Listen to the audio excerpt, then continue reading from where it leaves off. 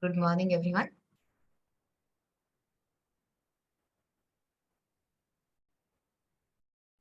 Good morning. Um, I have a small announcement to make.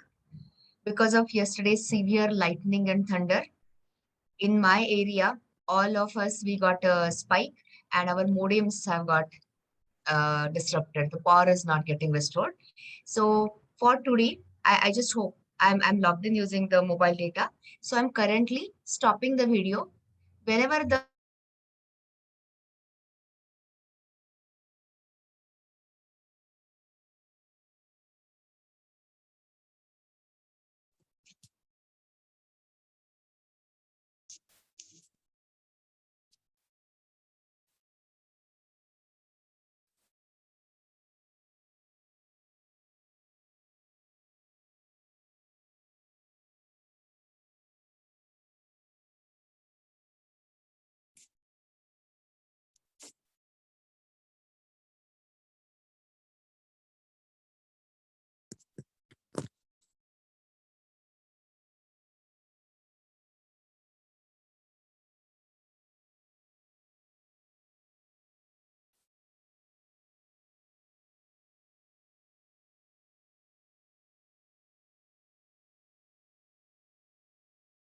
disconnected,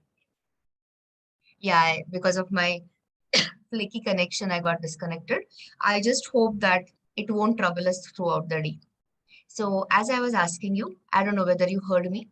Have you completed yesterday's assignment? Has anyone completed? Okay, some of you are saying yes. So, please give me your feedback. I mean, I'll request lab faculties to this. How many of you have not yet done? Can anyone tell me that not completed? It's a feedback for me. So, give me your honest feedback. Who has not yet completed? Okay, so I'm just counting. 5, 6, 7, 8, not yet 10. Okay, Vaibhav, wrong output. Okay, so I'm counting the number. Yeah, you can this, not completely. Okay, so something like 40 I could count around. This number is still increasing. No, done guys don't specify. I'm saying not done. Okay, so around 50 I could count around. I'm not exactly this. So, okay, thanks for your feedback. So let us see and help you in the lab session. So in the lab session, first, whenever I join, you of course ask your lab faculties also, but whenever I join, you show me wherever you are stuck or whatever is wrong output or whatever math dot square root, and I'll try to help you. That is, those who have done it, very good, excellent. Others also will have to finish yesterday's work and continue with today's work, but that we will discuss in the lab session directly. So let me open today's sequence so you'll know what we are going to do. So today we are going to start with important revision of array with references with the memory picture.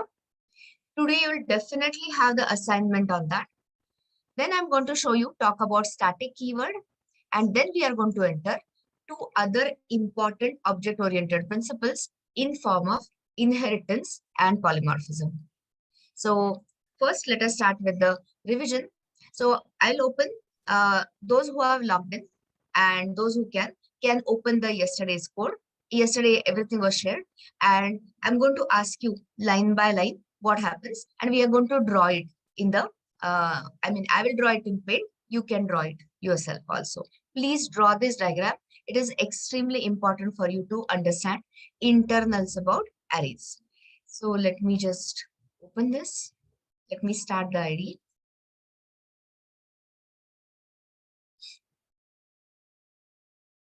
I'll keep Paint also open.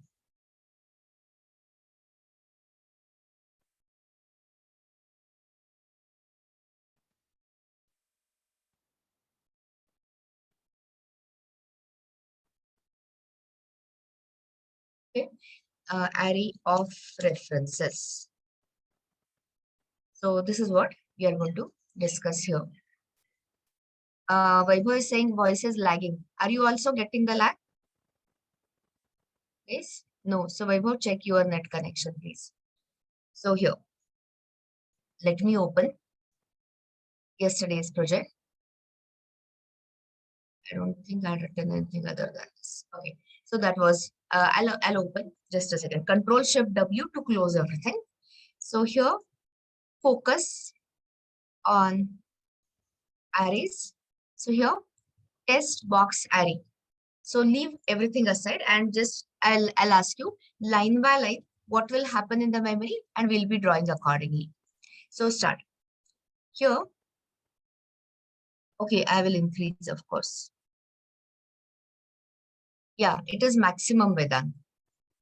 So here, it is attaching the scanner, wrapping your console input. Here you are asking the client how many boxes he wants to order. So that number of boxes is going to be taken from client. This is where, okay, so you will tell me, when you say box array boxes, what is it which will happen? Will anything happen on a stack, heap, or method area? Answer that. Reference variable is memory allocated on stack. So instead of wasting time like this, what I'll do is I'll take this and I will show you. So start drawing with me the memory diagram. As usual, I'm copying the code here. So only thing is I will remove all these comments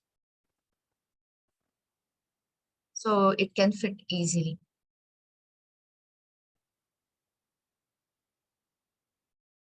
You can refer to this code also and you can understand the memory diagram also.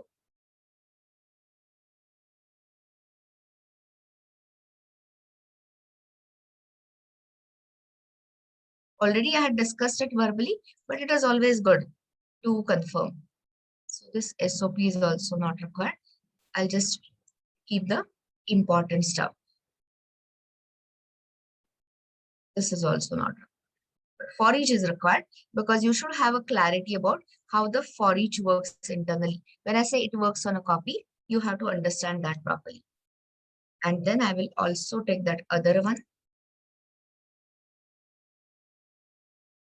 so that everyone understands the things totally. Okay, so this is the code. This is the important code I have brought in here so that you can tell me and you can draw along with me memory picture. So when I say memory picture, you know, start drawing with stack, 3 titles, 3 headers, stack, heap, and a method area.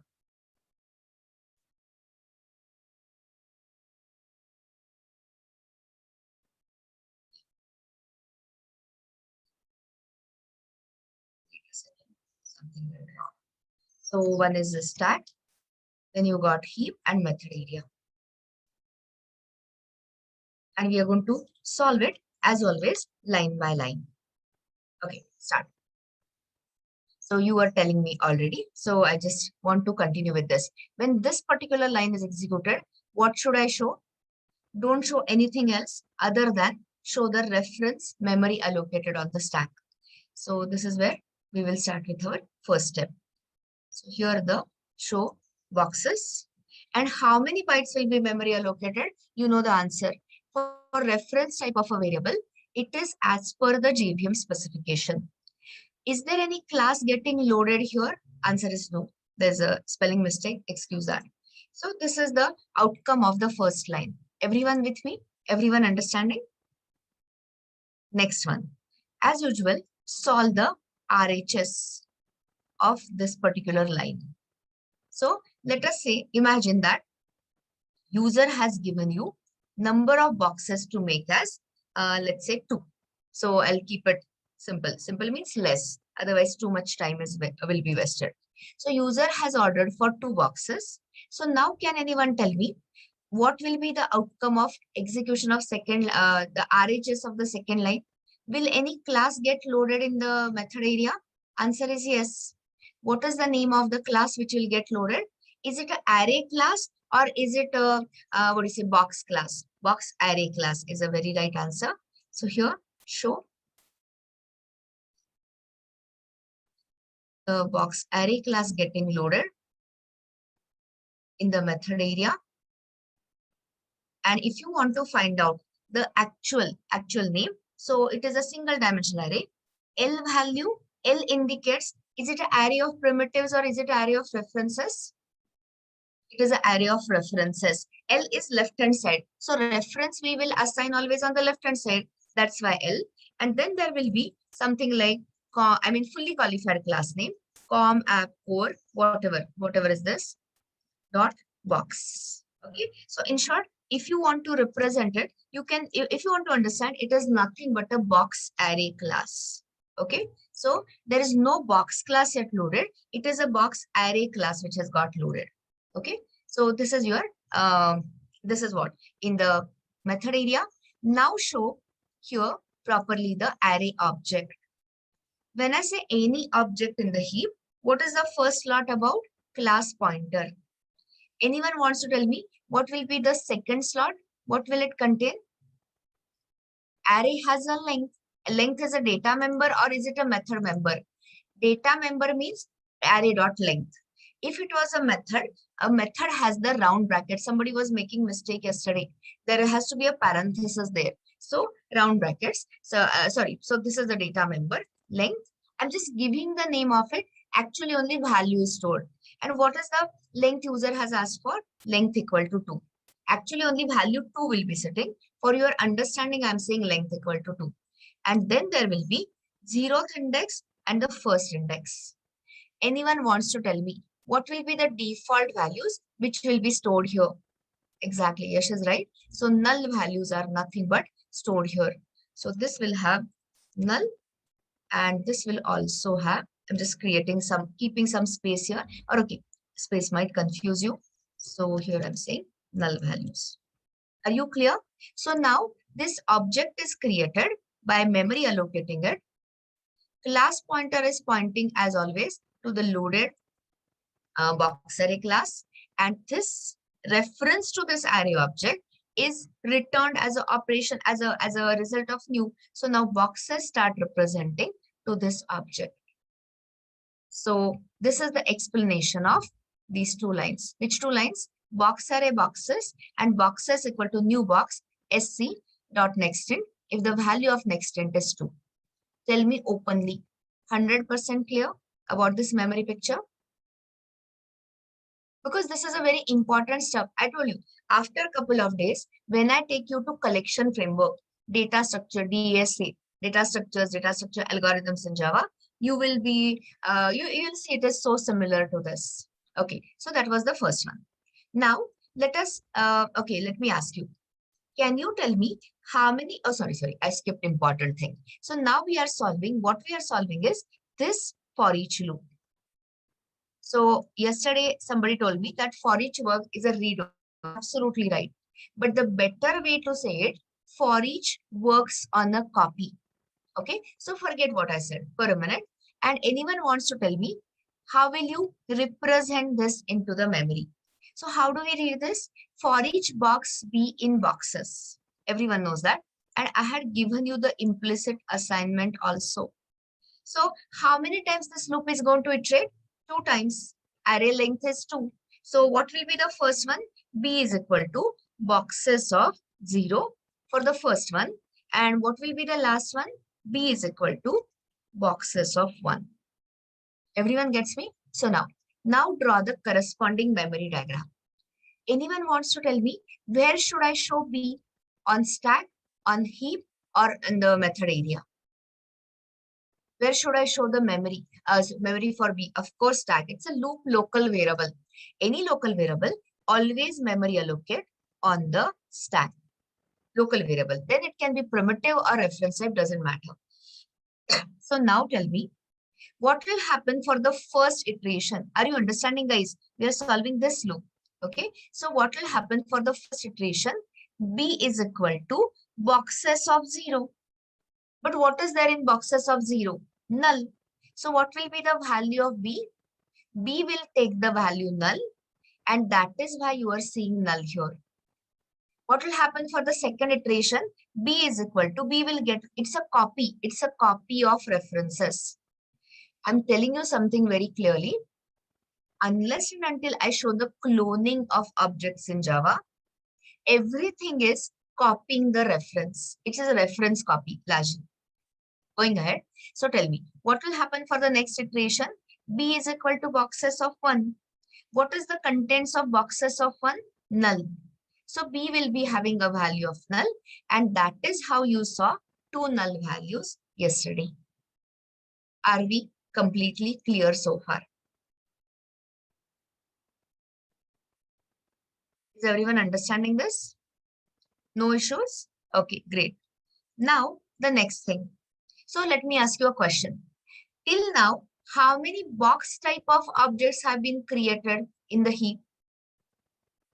Answer is 0. Absolutely correct.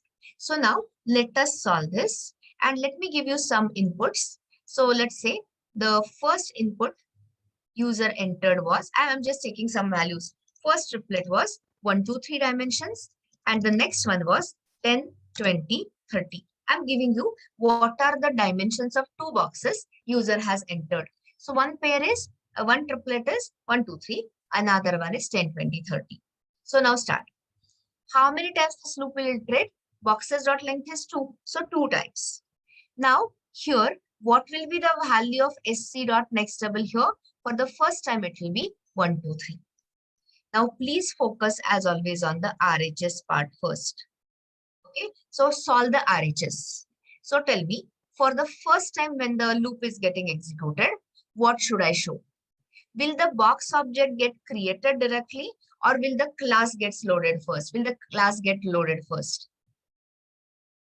O for object, box class loaded. Already I got the answer from Pushkarash. Very right. So this is the time your class loader will load another class. Which another class we are talking about?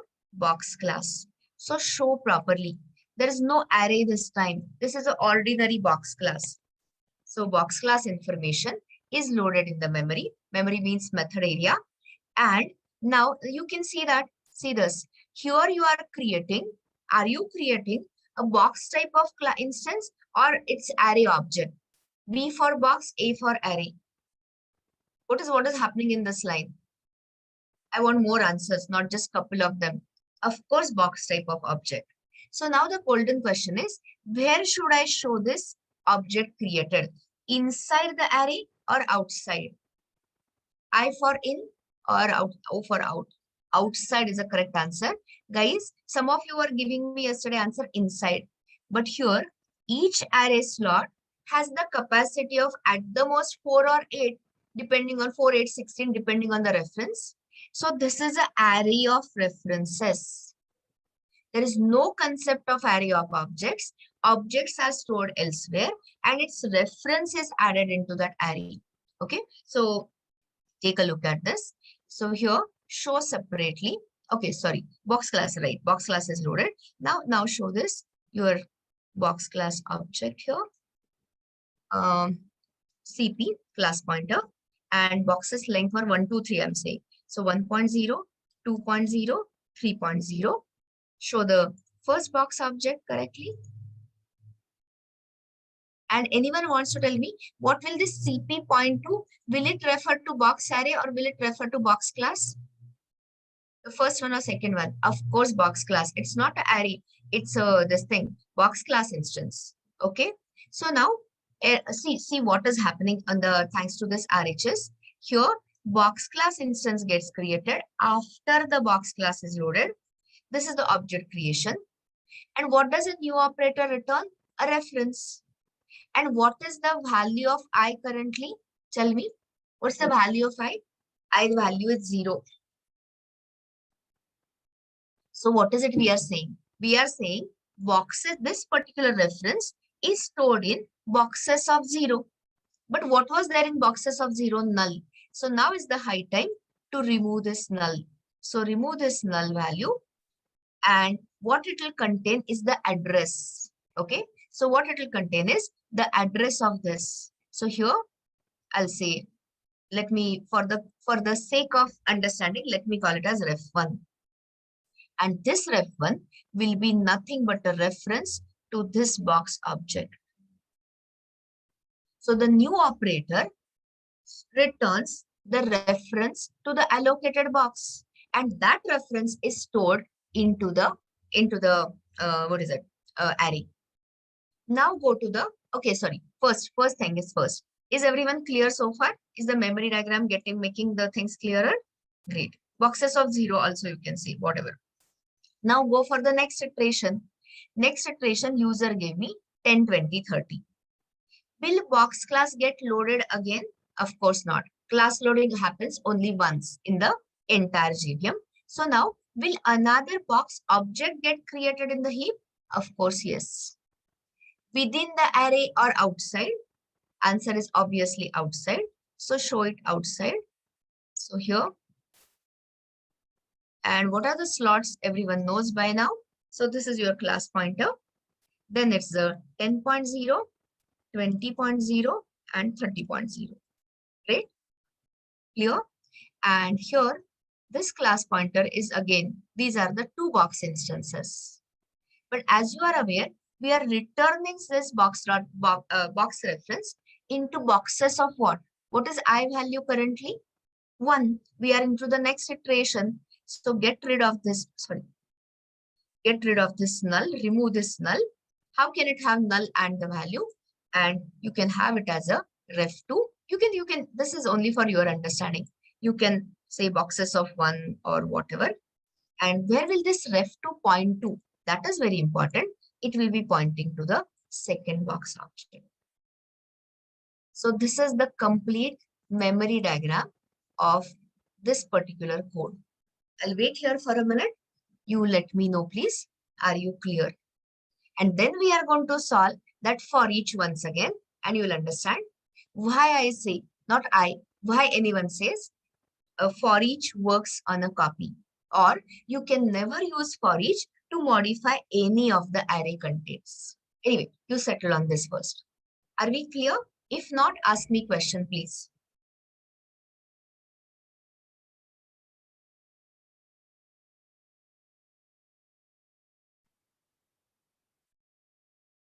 B will point to heap object. Which B? This B, no. I've shown this. B was getting the value of, not heap object, the reference, the null value. It was getting the value. See this. B is equal to boxes of 0. So what was in boxes of 0 earlier? Null. So B was getting the value of null. So B will be pointing to. I'm going to draw it. Give me a minute. This loop I had already solved. I'm going to solve this loop once again. So at that time, maybe you will get a clarity. Of course, it will point to a slot of array Himanshu on heap. To be precise, it is not heap object exactly, one array slot it will be. Okay, so here let's do the for each once again. Yeah. So it's not, but it wasn't written clearly. So you should always mention it clearly. Otherwise, interviewer will not understand what you're saying. Okay, so now let us solve. Let's add this again. Okay, see what I'm doing. I'm just copy pasting this once again. Okay, and let's say after this picture is done, what will happen if I'll just test it here so that everything will be in front of you. Now understand, don't feel confused. So this initialization is done. So count and tell me how many objects, how many Java objects are there in the heap. It's a very easy to count once you have a picture. Why you're saying 2? Come on, guys, where is your counting skills? Where are your counting skills? The first one is the array object, array of holder. Array is nothing but a holder of references. So this is the one object got created. And then there are 2 box objects. I asked you how many objects. Did I ask you how many box type of objects? Then your answer would have been correct. So totally there are 3 objects. First, the array object, which is an array of references of box type. And these are the actual boxes.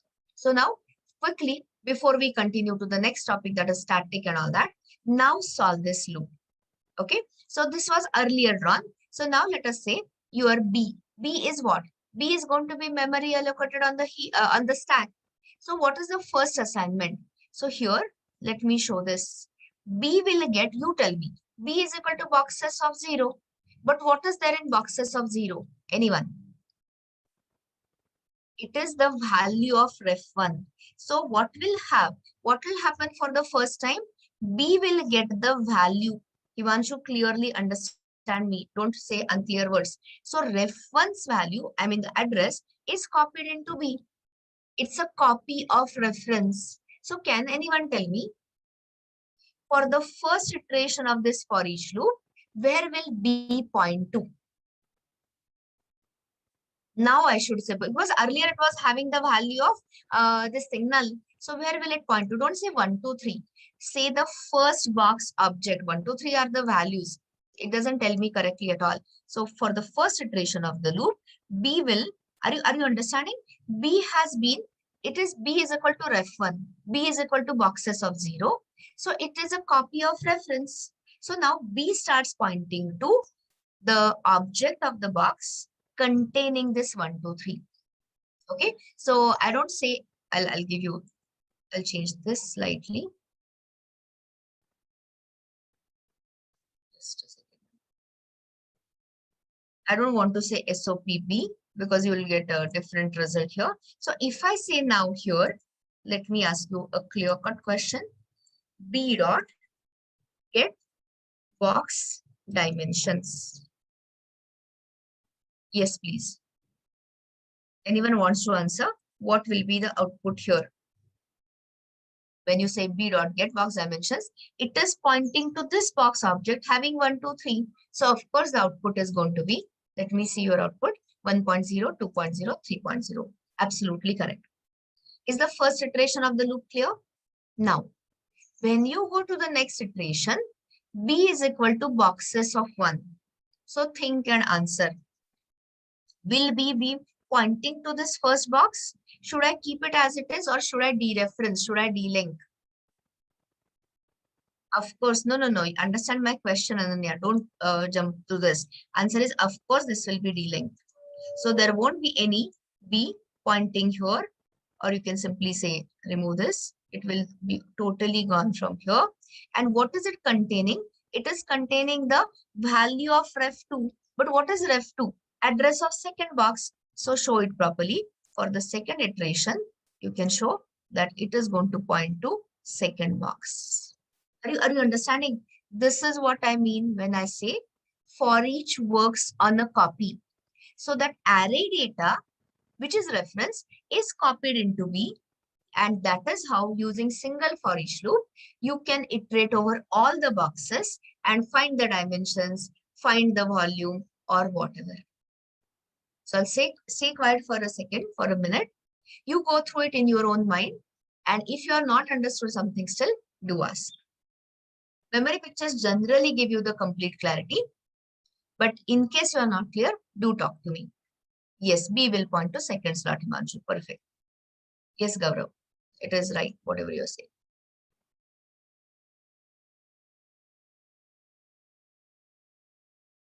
About the box array class in the method area that I said long back, Rishikesh, yesterday.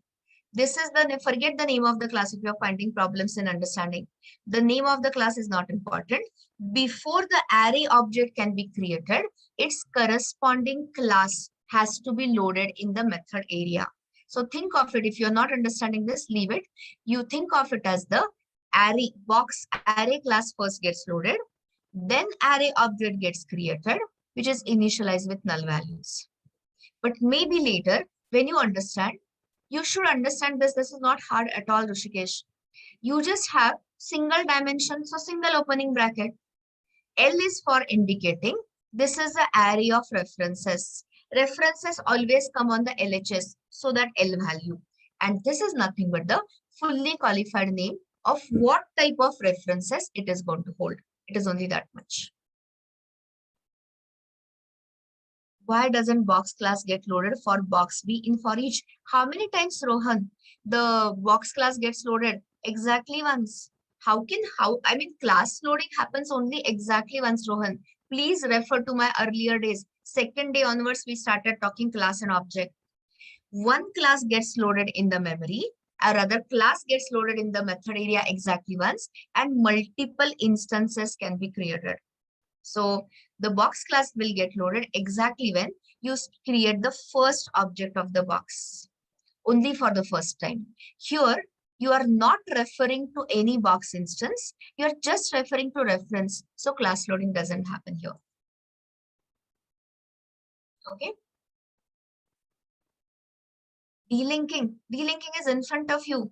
Go for Shubham. Go for the, earlier also I have shown you, box B1 equal to null, box B2 equal to null. It is similar. So when you say for the first condition, have you understood at least this much, Shubham? B equal to boxes of 0. So B will contain the address of this. But for the next iteration, when you say B equal to boxes of 1, can one reference hold multiple addresses? Answer that. Of course not. So only it will remove the address from this. So B will be getting the value of ref2. And that is how the delinking from the first object happens. So I hope you have drawn it. I hope you have drawn it parallelly for the best understanding. So keep thinking about it. If there are more questions, ask me now directly in the lab. So this was the yesterday's pending part. I mean revision and the pending part. So this is regarding arrays memory picture. Now, do you know about, I hope you have used it. If not, you will use it now. Creating the array. If you want to populate the array with the hard-coded values, it is called as the dynamic initialization of array. So what is the syntax? Example makes it easy. Okay. So as an example, suppose I want to create something, int array, let's say ints, integer value. So here, what we were doing is, we were saying it as new int array 5. So all the integer array was initialized to 0 because default value is 0. And then using for loop, you are initializing. So then you are using for loop for initting the array. Am I clear so far? Are we 100% clear? I'm talking about array of primitives. Okay. So now I'm asking you, I don't want to do it in 2 lines. So I want to fill up an array of integers to the values, let's say 10, 20, 30, 40, 50. So that is what is dynamic initialization of arrays. So here if I say int array, ints, okay, some variable. Anyone wants to tell me the right hand side? Give me the RHS. You have done arrays earlier also, so I'm just checking whether you know about it or not.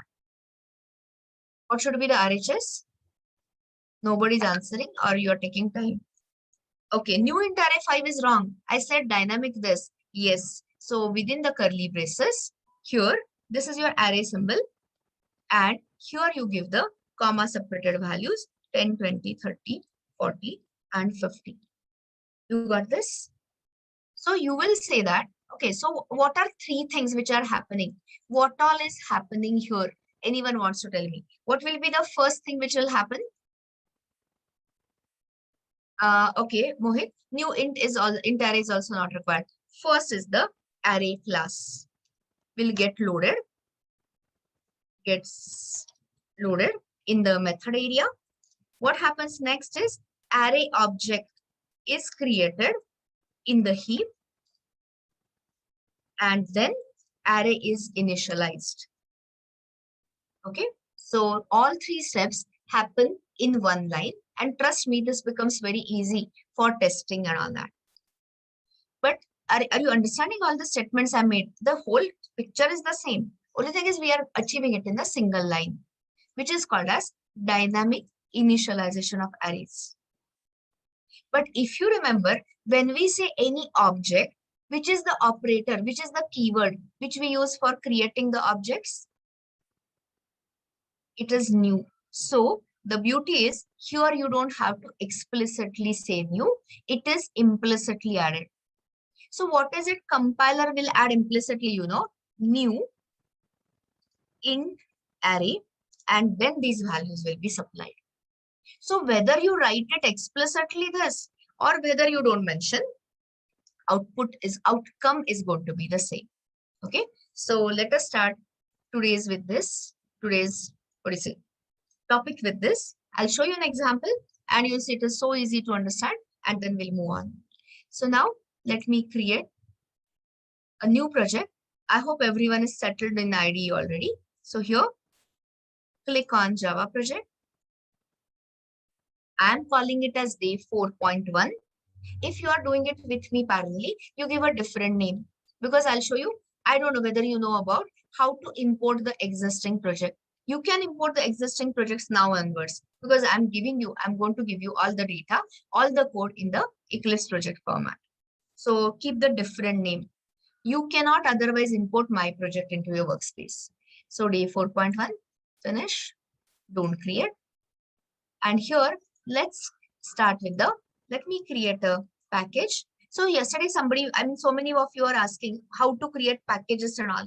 There is a package symbol, but you don't need all of that. There is a better help than that. Click on SRC, click on C as a class. Here itself, you can supply this. So here I'm saying dynamic initialization of arrays, just a indication. And here I'm having test1.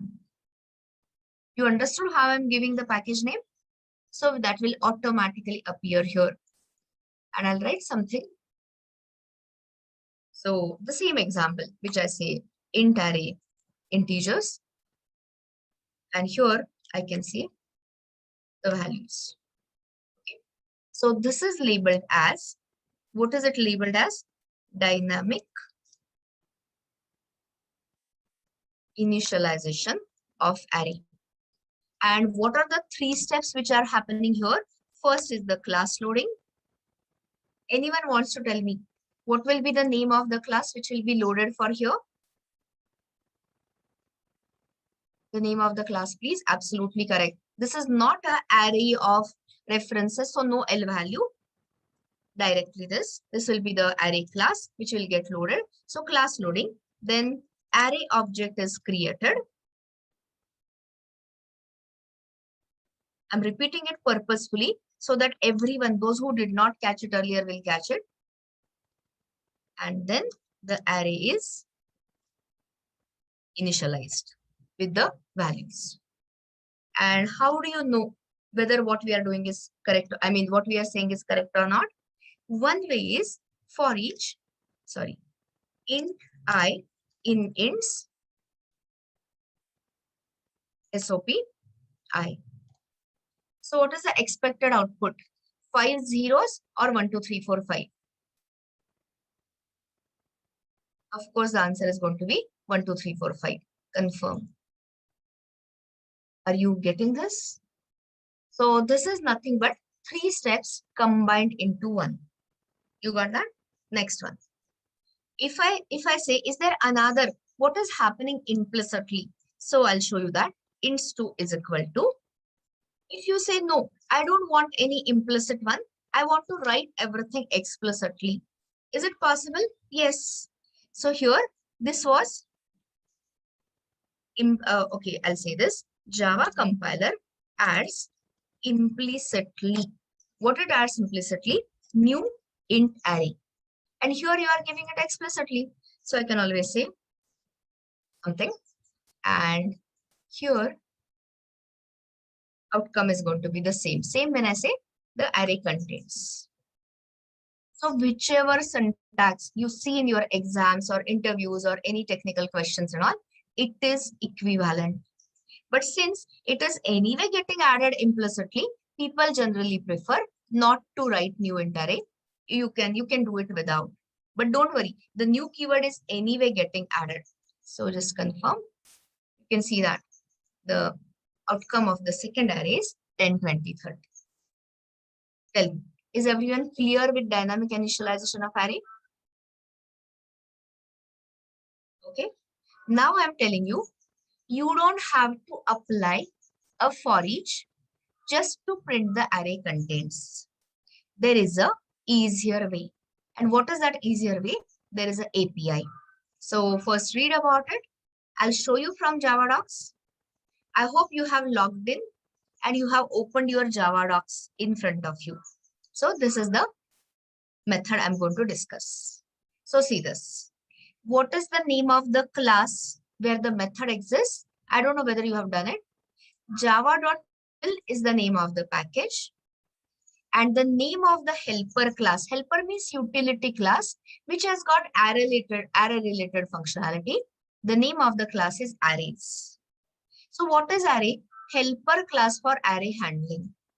It has got arrays.sort method. It has got a lot of methods, basically arrays.binary search methods, and it has got a method called as toString. So here I have given just one of them. So take a look at it. Guys, you're still a beginner. I'm assuming you are a beginner. If you already know Java, okay, excellent, very good. But I'm not looking for that. So whenever you see any method, first thing you should look at, is it a static API or is it a non-static API? So what is it? Static or non-static? It's a static method. Already I got an answer from somebody.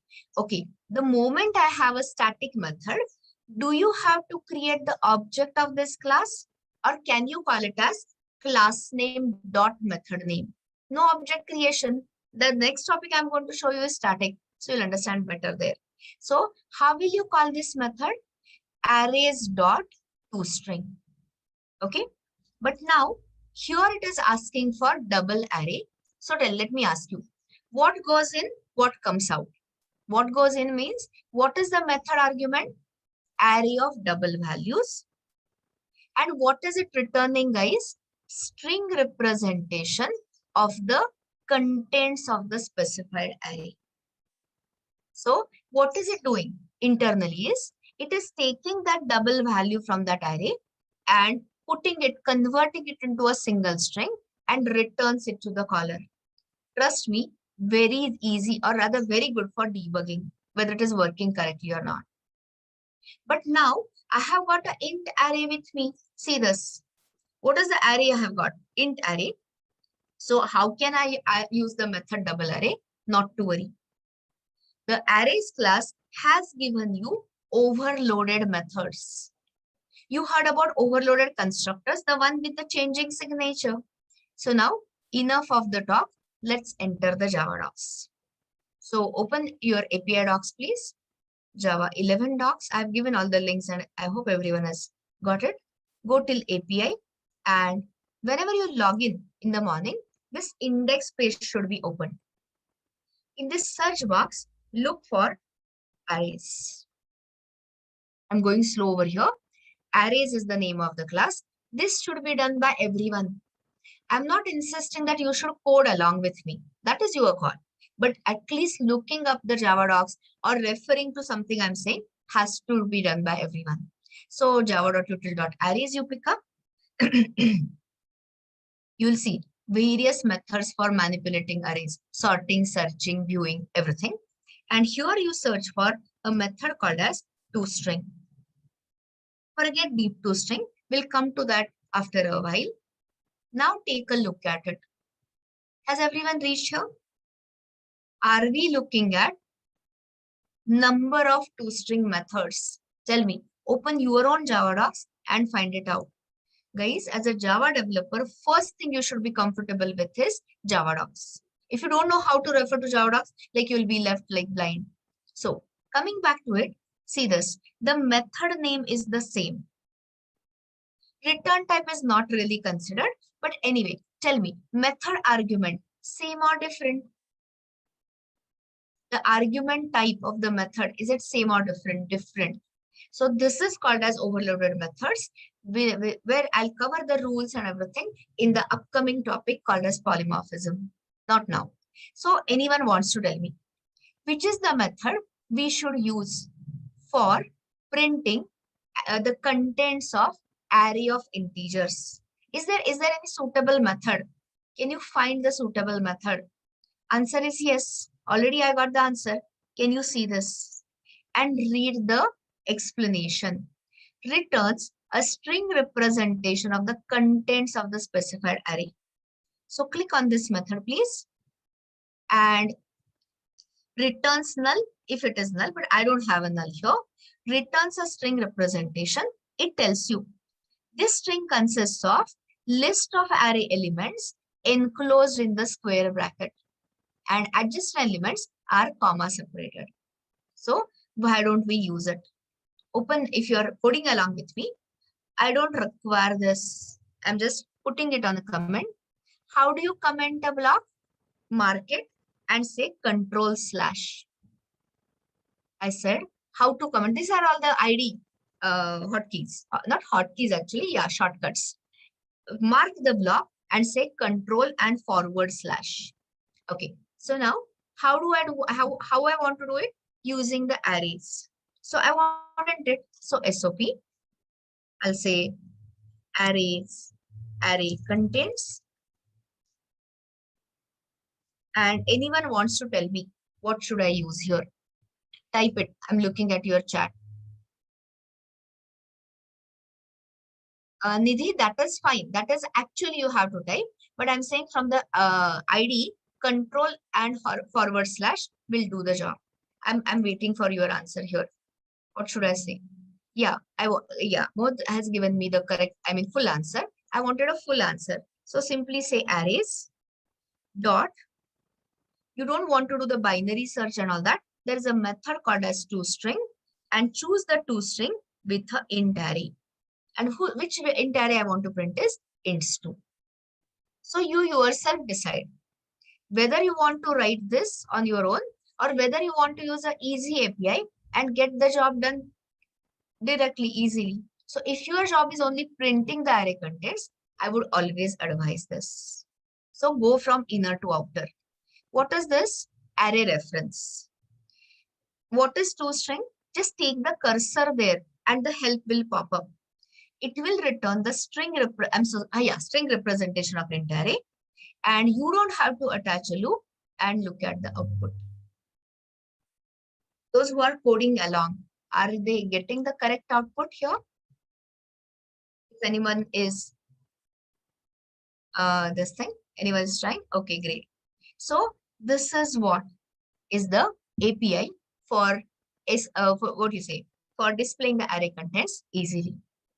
So two things I have shown you: dynamic initialization of array and arrays class and the method arrays.toString.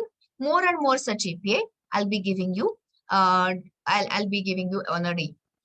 How do we decide to write the arrays keyword over there? Arrays is not a keyword. Abhijit, you're looks like missing the points. I've shown you so much in the last 10 minutes.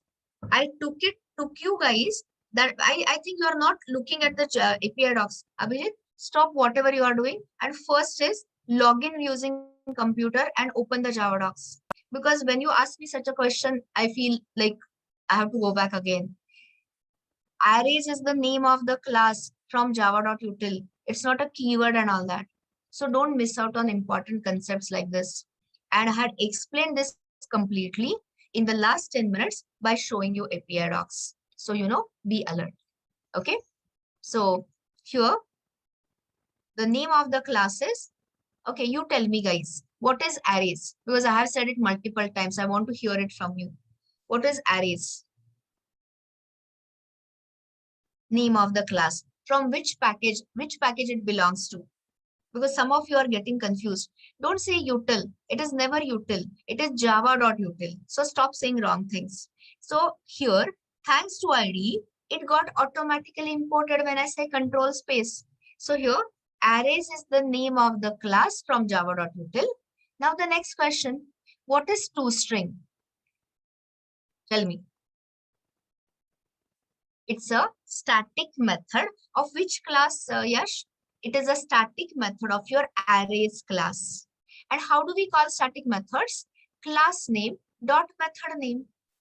And I'm telling you, those who, I'm saying everyone should log in. Just take the cursor here and you'll understand everything. So here, this is your java.util.arrays ka toString. In goes the integer array and out comes the string representation. That is why I'm insisting. Today is only 4th day, so it has not become late. So give up your laziness or whatever. Log in with your computer. And whenever I say just try one line like this, you will understand yourself that this is what I'm saying. Okay. So this was the discussion of arrays.toString method. Now, let us move on. I want to show you the multi-dimensional arrays also. So let me ask you, have you done it earlier? multi-dimensional array. So now you should be in a position to draw the memory diagram.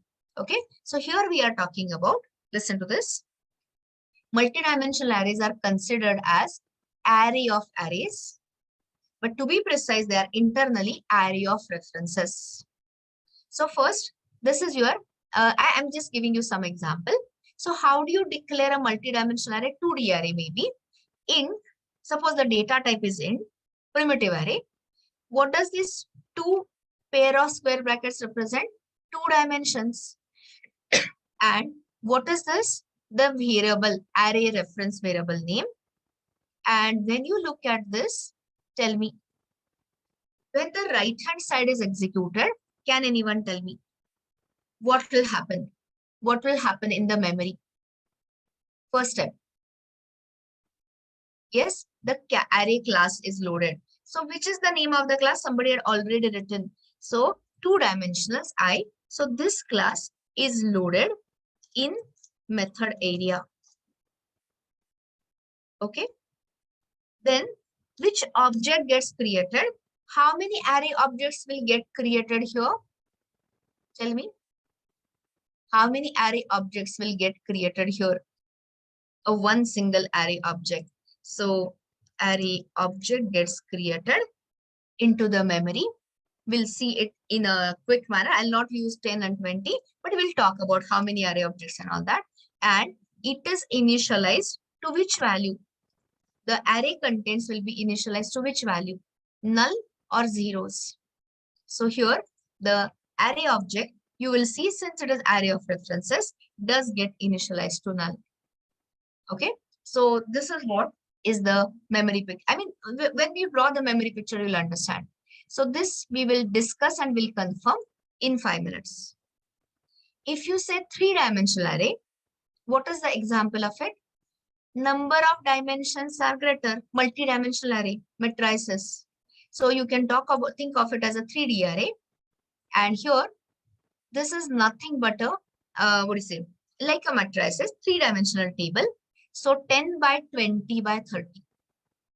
And anytime you want to compute, what is the total number of elements? What is the size of the multi-dimensional array? What will be the size of this? How many elements can you add in this array? It's just a product of row size and the column size, 20 into 10. And this will be 20 into 30 into 10. The total number of elements that can be stored in a multi-dimensional array is calculated by multiplying the size of all the dimensions. Okay, so I was actually going to solve it in the lab, but let's not do it. Let's not delay it. So here, let us create this. Let me show you the API first. Let me show you the things of initializing and all that. And then we'll proceed to static keyword. Looking at time, I was going to delay it till the lab. So this part, maybe non-rectangular array, I will take it in the lab. So let's start with the example, simple example of a multi-dimensional array. So here, let's say it's not a dynamic initialization of array. So let me create another class, observe.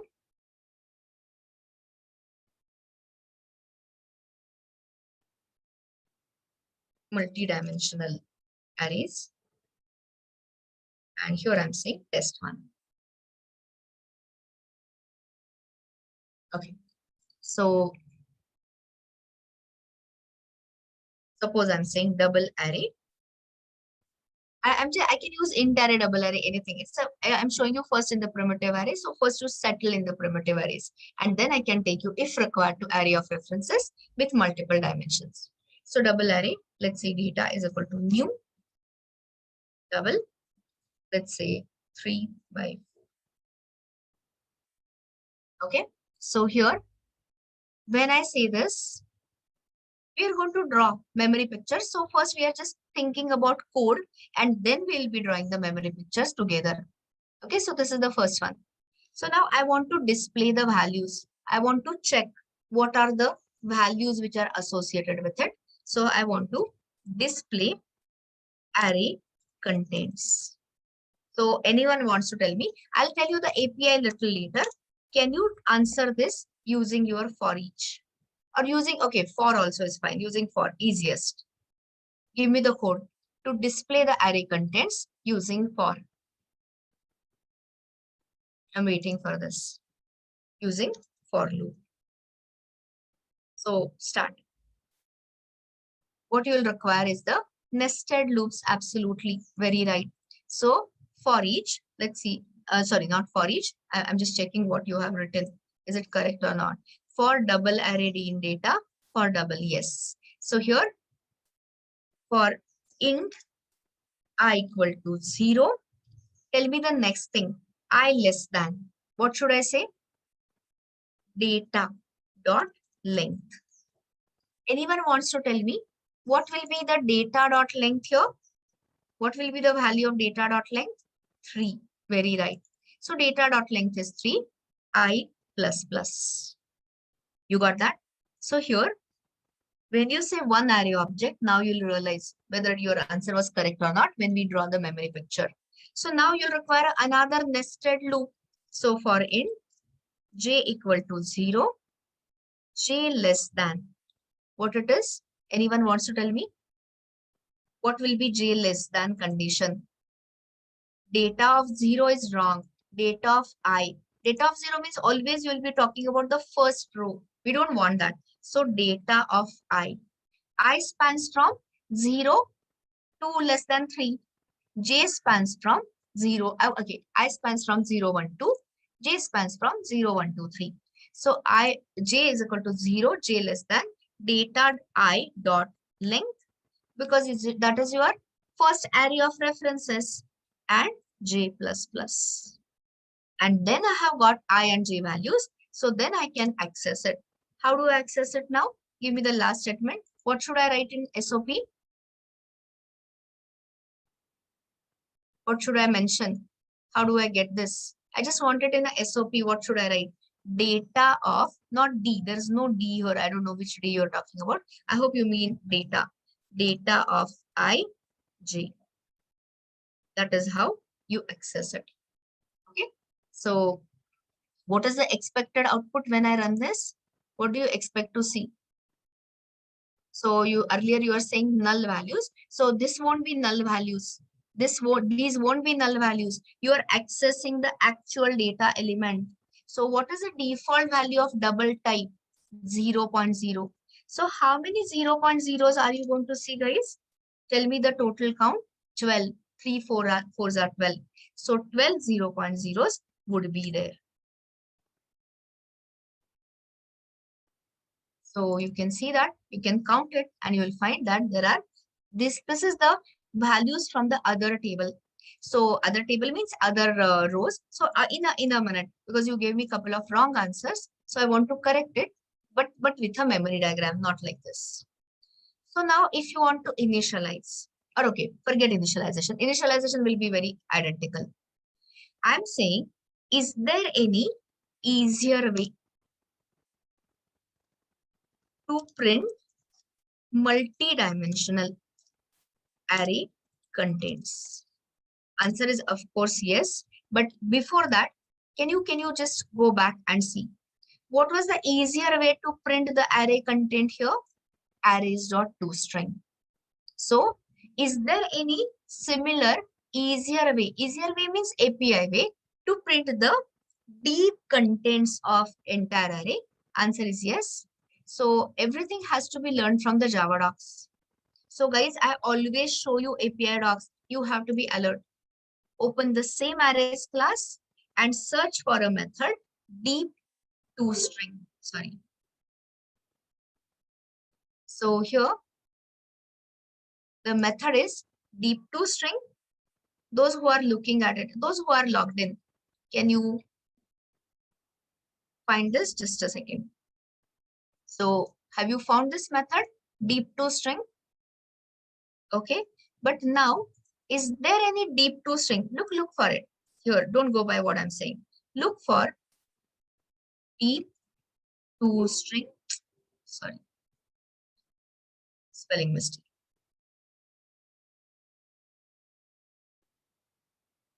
And you will see there's only one method and it has object array.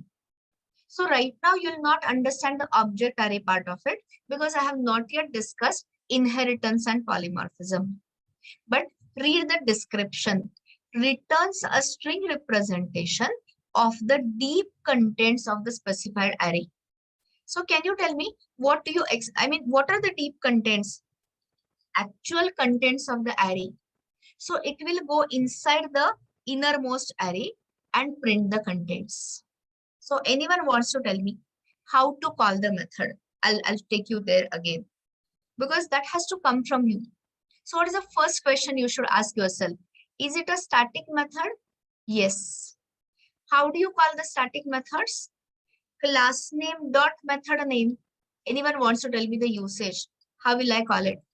Arrays dot deep to string.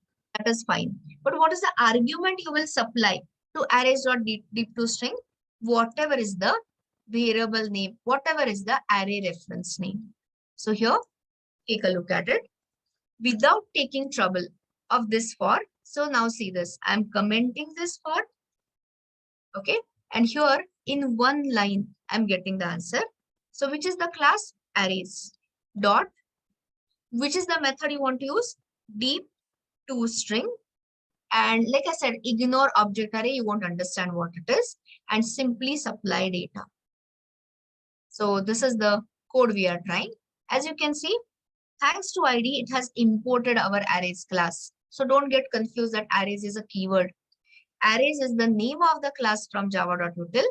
And this is the method which will return the string representation of deep contents. If the array contains another array, that array contains another yet third array, three-dimensional array, all the contents, it will iterate through all this and give you the output. So this is the easiest way you can print the array contents and see how nicely it tells you. The moment you see this, anyone wants to tell me, what are we looking at? What is this outer one? This outer one is the array object. It's a 2D array picture. Try running it with a 3D and you'll get more clarity. So tell me, what is the size?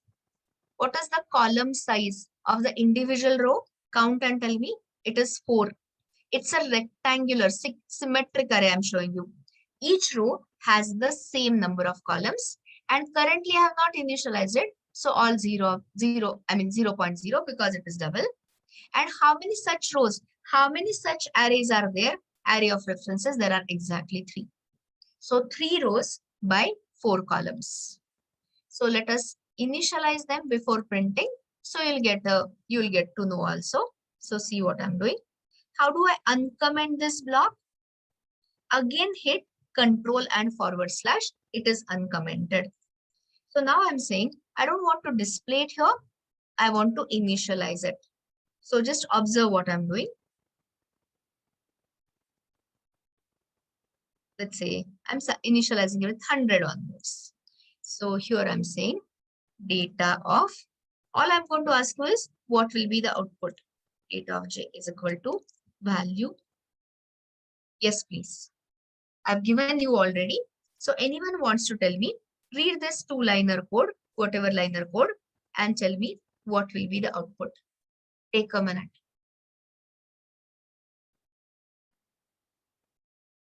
You can see all of this. We'll draw the memory picture in a couple of minutes.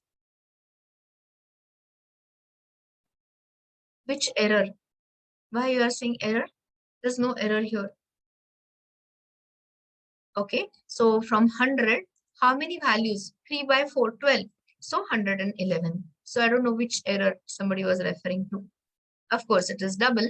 So you can see that. So in the first array, it is 100 to 103.0 accordingly, and the last array values. So check if your understanding is matching with the output. Yes, absolutely correct, Ankit. Okay, so now let's take a moment to draw the memory picture till this, because this is the method directly, because that is interesting. It is very interesting for you to understand how it looks. If you already know about it, fine, but then think of it as a revision, no issues. So what I'm having is, I'll give the title here, memory picture of multi-dimensional array.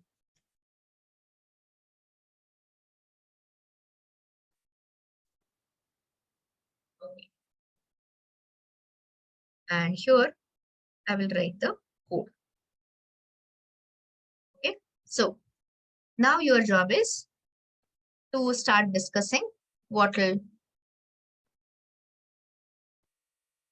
API से matrix में print कर सकते हैं. Matrix, I mean, generally we use the matrices and all for multiple this, but yes, you can do that.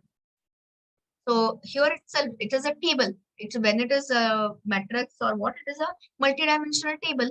So here you are printing the data either via for, you can use for each, or you can use the arrays dot toString also, or rather deep toString also, your choice.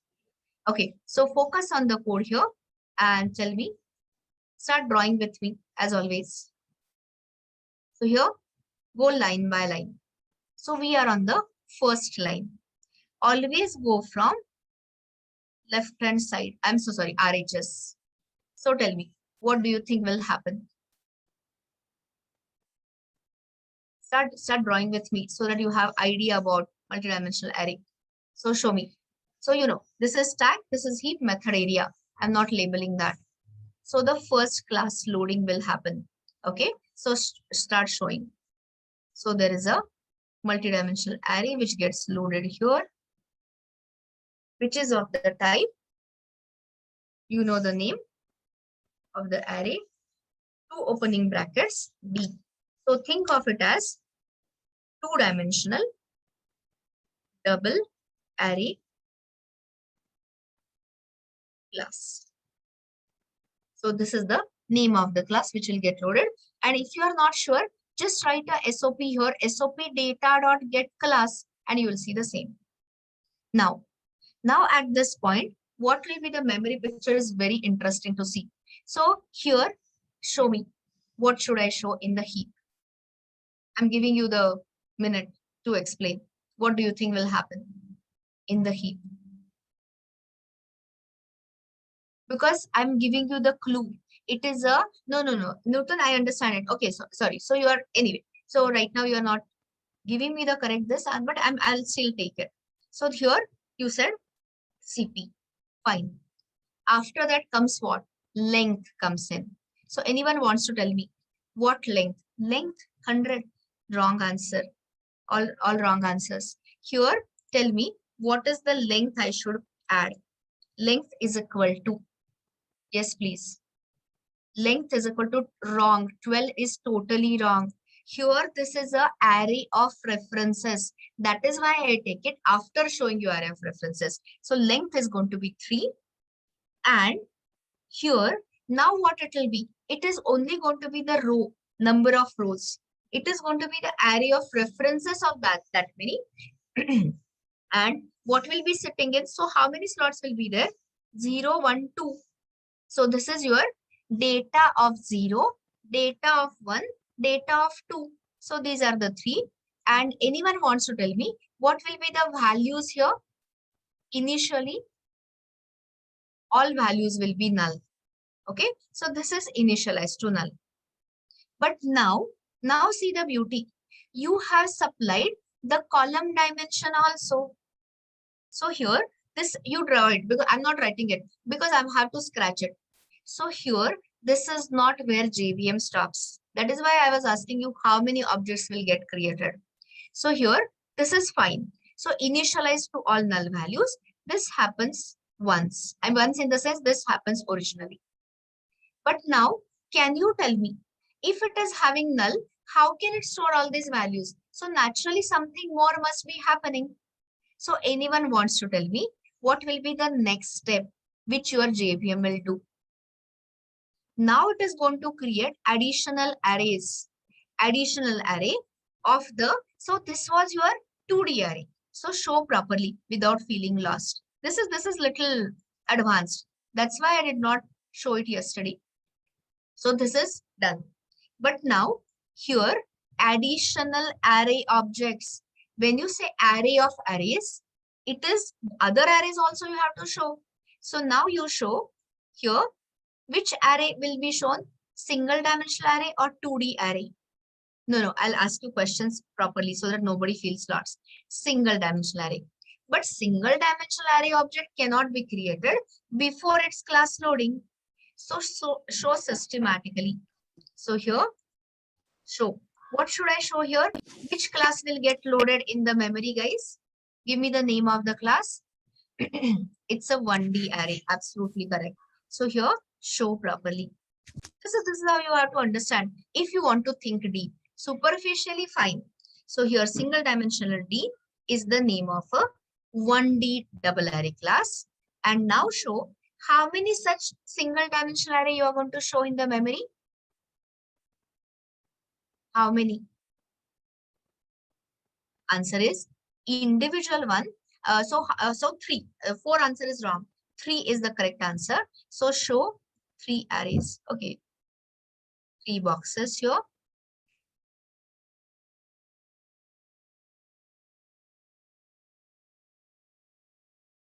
I just graded it so that I can draw the memory picture correctly. Here, go slow. Anyone wants to tell me? First is always a CP and then is the length. So anyone wants to tell me now, what will be this CP pointing to?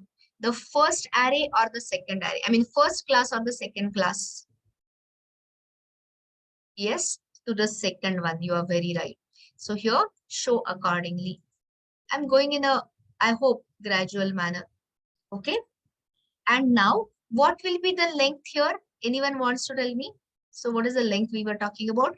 4. So this is that length of that the other array. So here, length will be definitely equal to 4. Length 4. And I did not draw it, I mean, enough size. So this value, so now anyone wants to tell me, when the array is getting initialized, array object is in the heap. So what is the default value of double? Everyone knows the answer, 0.0. So here you show 4 0.0s. I don't have the space, so you can adjust that much. I mean, I drew them shorter. So please draw them correctly. I'll just erase this part.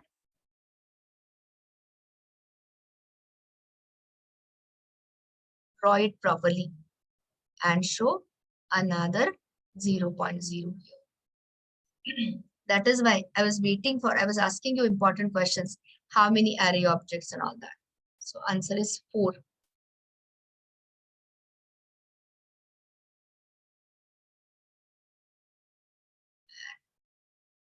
This is your first one.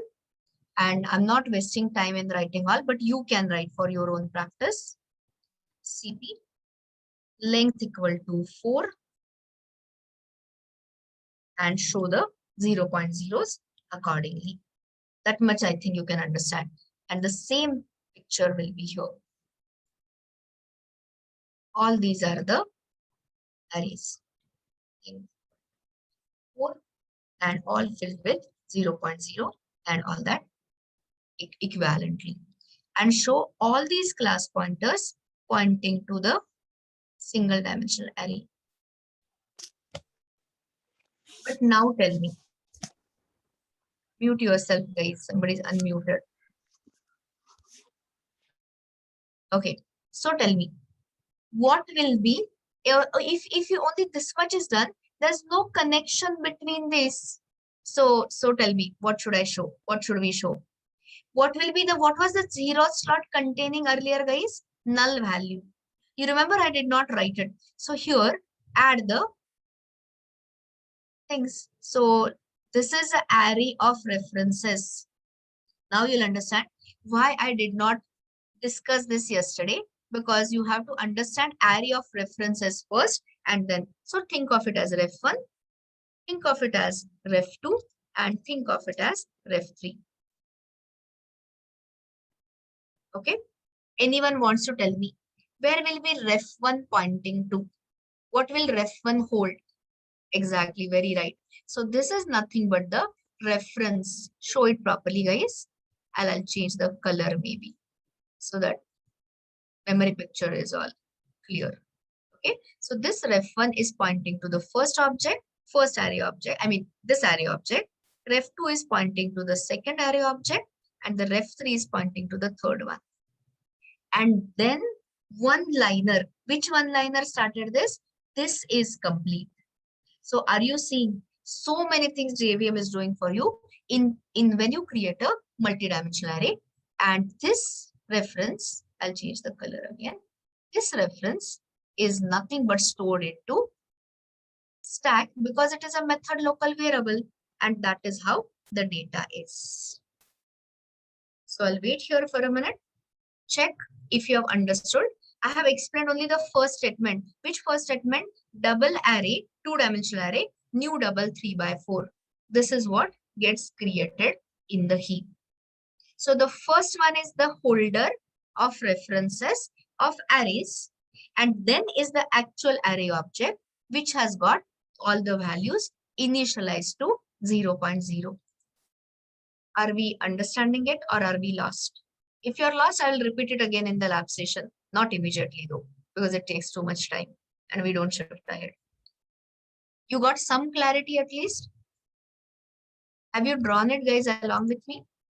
You have to draw, because otherwise, just listening to the recording is never going to help you, or listening to what I'm saying is not going to help you really. So please draw without feeling lazy about it. Okay, now you can solve this. So here, listen to this. Now things become so easy. When I say for int I equal to 0, I less than data dot length. Anyone wants to tell me, is this going to iterate on this first array or second, third, or fourth array? Give me the output. Give me the answer fast. First array. Absolutely right. So can anyone tell me what is for the first iteration I value is 0? So here I equal to 0 less than data dot length. So understand I equal to 0. Now go to the next line. J is equal to 0 initialize less than data of I dot length. So I is 0. So data of 0 is what? Ref1. What is the length of data of 0 dot length? 4. So how many times it is going to iterate? Is 4 times over this array. Are we understanding it, guys? I hope memory picture is clearing your concept.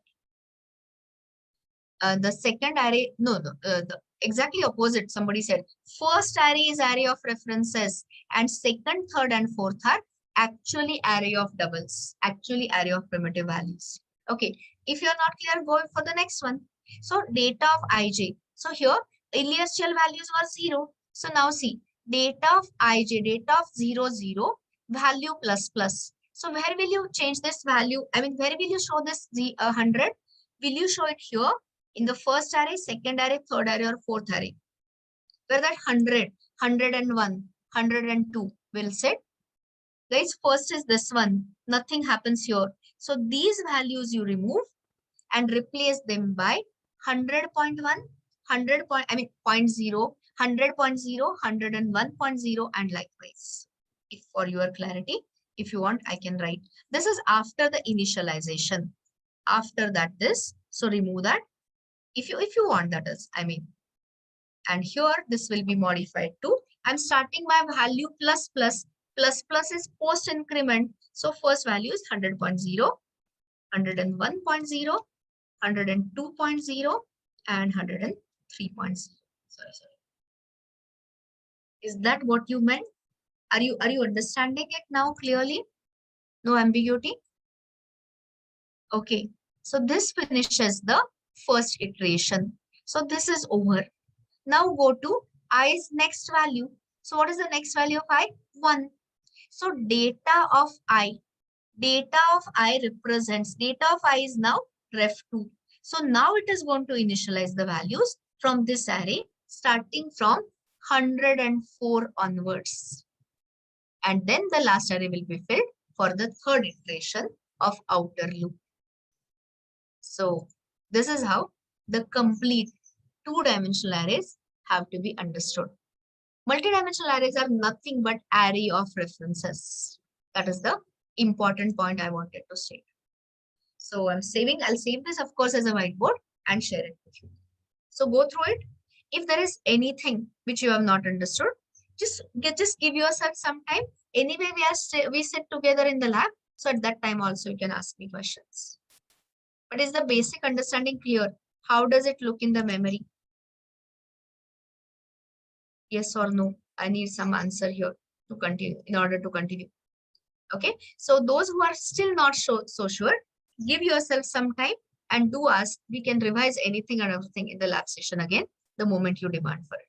Okay. So this is what I wanted to cover as multidimensional. Settle on it, and I will show you multidimensional array of references also, which are not so required. Multidimensional array for primitive types are more required. So took the example. So now let us move on to the next point of today, which is a static keyword. I don't want to start inheritance and then give you then distract, because inheritance and polymorphism are most important features. Of course, later abstraction. But before that, I want to handle static keyword in Java. I wanted to start yesterday, to be very honest. And once you have the understanding, then you'll understand static versus non-static very, very clearly. So here is the help file. So let me, before you start reading this help file, let me say properly. First, you can read this much. Static is a keyword in Java that everyone knows. But what you may not be knowing is static keyword appears, or you can use static keyword in 4 or 5 different cases.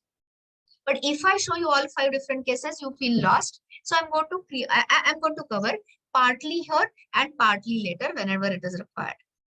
So now I'll stay quiet. I will ask you to read this and then I'll explain one by one. Here I'm talking about static data members. So first read that.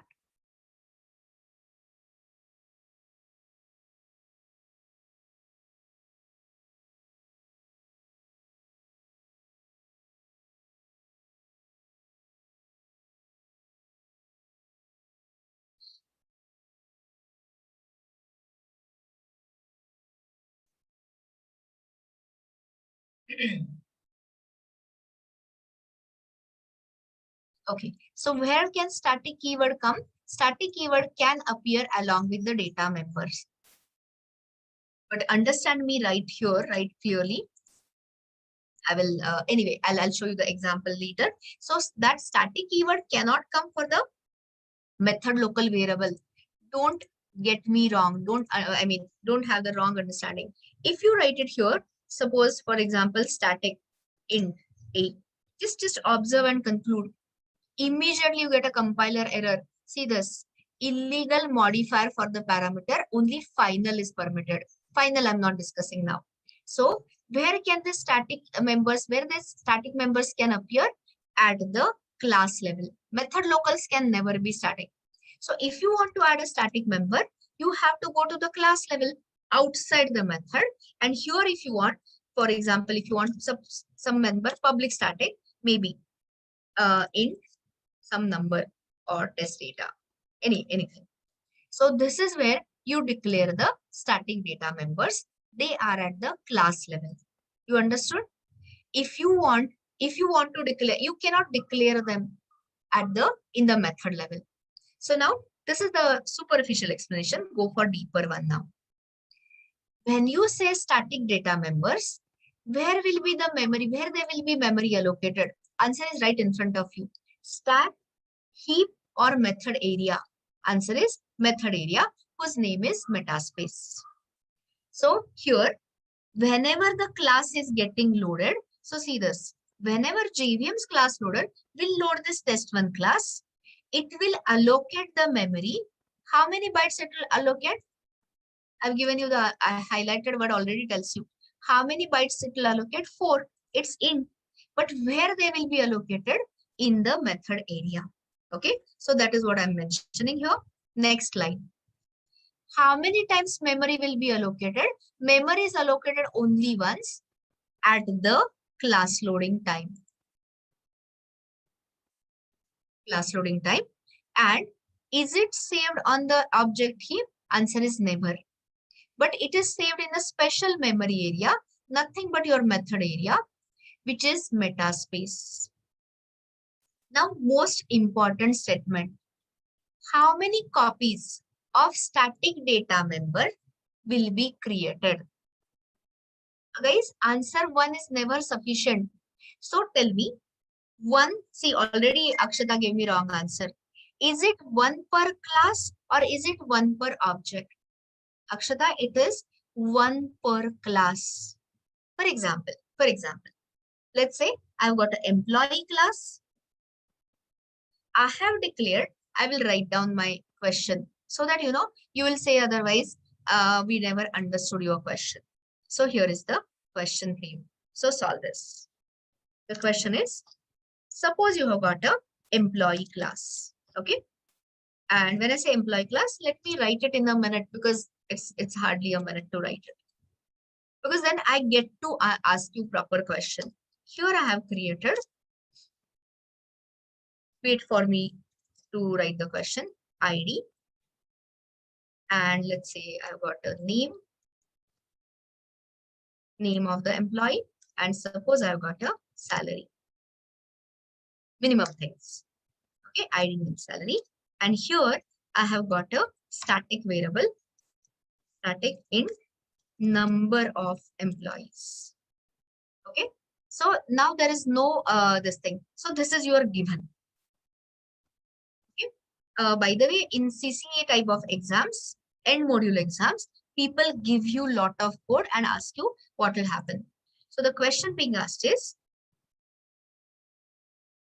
if 10 employees are recruited or hired, that is 10 employee objects are created, how many copies of ID, name, salary, and number of employees would be created?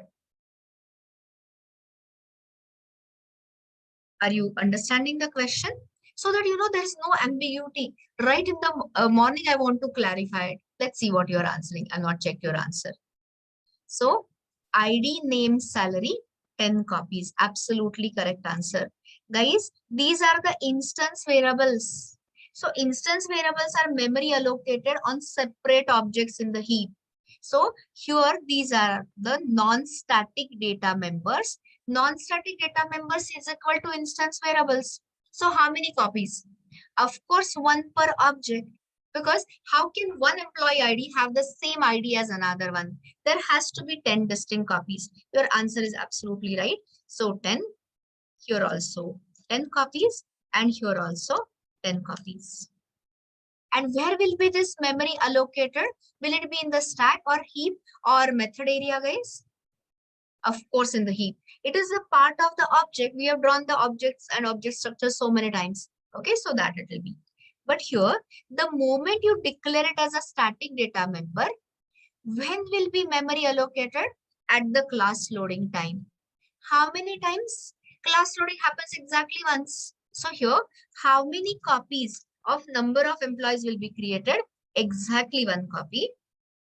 And all the objects will be sharing the same copy of this. So last question. If I want to refer to, so okay, generally as a norm, you don't make the static, private static members are private because I should be able to find out information from anywhere. So in short, what did we forget the access specifier? How to refer to number of employees? Is it a class name dot member name or will I require the object reference? Of course, emp dot number of employees. Okay, so 1 copy shared across 10 I'm saying because I said 10 employee objects, or I can say all 10 employee objects. Are we clear? Everyone is clear here? So that static members, there should not be any ambiguity in this. Am I clear in making the statement? Great. So now when you say this, people are confused, in the beginning, when I give them some development, objective. So how do you take a call? How do you decide that a particular member has to be static or non-static? I'll repeat my question again. This is a design issue, design problem. Given a task, how will you decide that a particular data member should be the static or non-static? Yes? No, Madhuri, you did not understand me at all. I said, how will you take a call that whether to configure, whether to make a particular data member for static or not? None of you are giving me the correct. Some of you are close. You just have to ask yourself one question. You just ask yourself how many copies you want. If the answer to that question is, I need one copy per object, what will you mark it? Non-static. Are you understanding it? That is no keyword. But if your answer is one copy I want, not fixed and all that, all those are wrong words, Amol. If you want one copy I want to share across all the objects, what will you make it as? You will make it as static. Okay. So typically they can be used for generating ID generators, ID counters, or counting the total number of objects. These are the use cases. Okay. So now the next point. So they are stored in the metaspace method area. Memory is allocated exactly once, and all the one single copy of a static member will be shared across all the objects belonging to the same class. Now the next level. When you declare this static data member, see this, I have declared this static data member. Is it by default initialized or uninitialized? Answer is right in front of you. These are popular questions. They are initialized. The moment you declare them, they are initialized to their default values. So I've taken certain example. If it is double, what is a double value? 0.0, char 0, boolean false. If it is a reference type of a static variable, it is null. And how do you refer to such members? You already answered that, class name dot member name.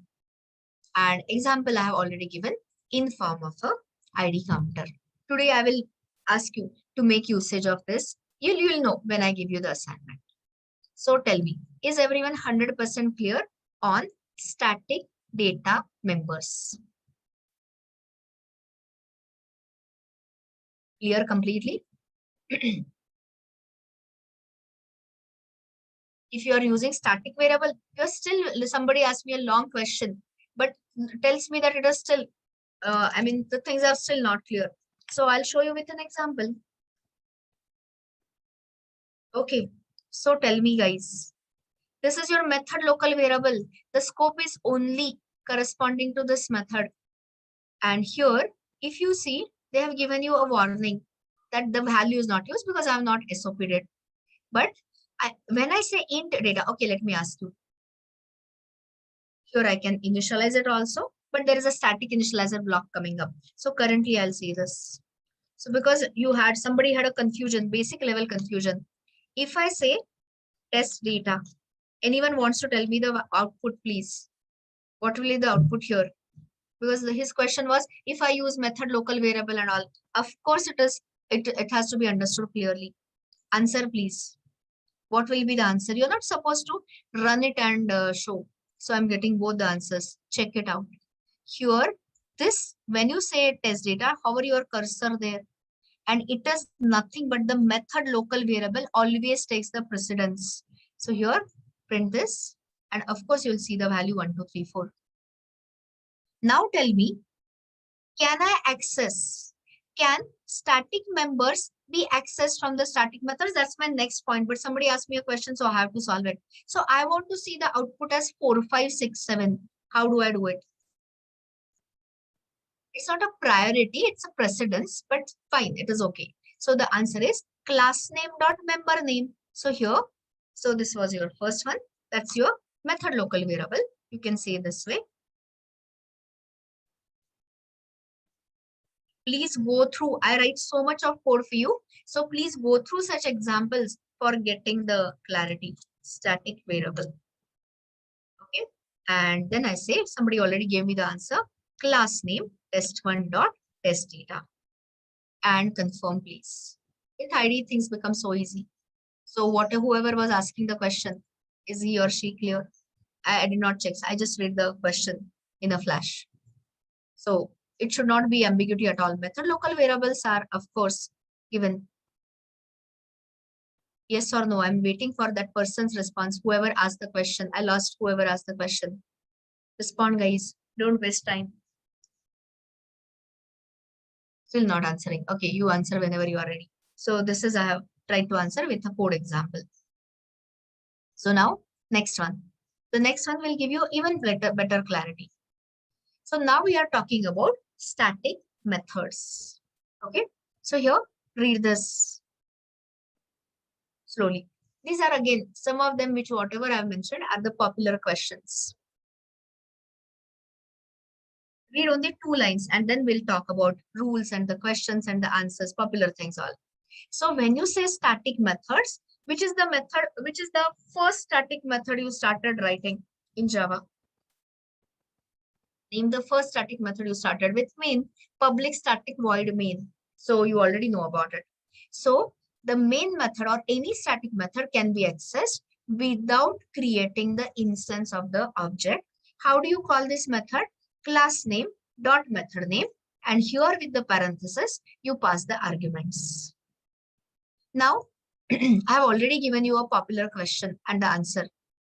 Can you access this keyword? Super keyword you don't know. You will start understanding super keyword with inheritance today.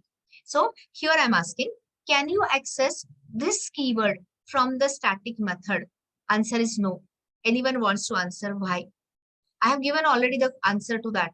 Because static methods are not associated with any object. Are you understanding me? No. It is not because static belongs to the class that is there. But the static methods are not associated with any object, and this refers to current object reference. Okay, this refers to current object reference. So simply try it out. Half your confusion will go away the moment you try to access it. So here I'm saying SOP this, and anytime you try to access, just take a look at it. You know, with ID it becomes so easy. It tells you clearly, loud and clear, cannot use this in a static context. Static context means static method, because this means current object reference, and static methods are not associated with any object. So how can they represent? So that is the rule. Rule means syntactical rule, but understanding is required. You cannot use this. And little later you will see like how this represents current object reference, super represents the super class reference. So neither this nor super you can access. About super later with inheritance. Now read this. I've given you the answer also, but I can always ask you why. Read the first rule.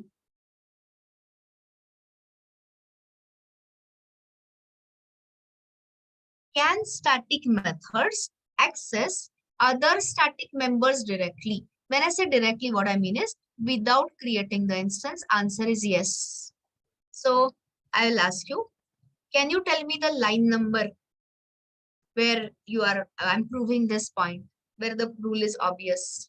Give me the line number in the code where you are seeing this. Line number 10 is a very right answer. So what is this method? Static method. Can it access the static member? Yes, of course. So, and do I have to create the instance of it? Of course not. Because somebody asked me about method local variable, I had to do this. But if now there is no ambiguity, can I access it even without that class name? Answer is yes again. So I'm giving you a lot of, changing code samples. Do understand the concept with code sample and with concept, and then your clarity is best. So let me ask you, can static methods directly access the static members? Very much yes. You got me? Now, I had shown you yesterday one code sample, testing parameter, and I told you we will talk about static and all that. So let me check your clarity. So here I'm having private static void something like show.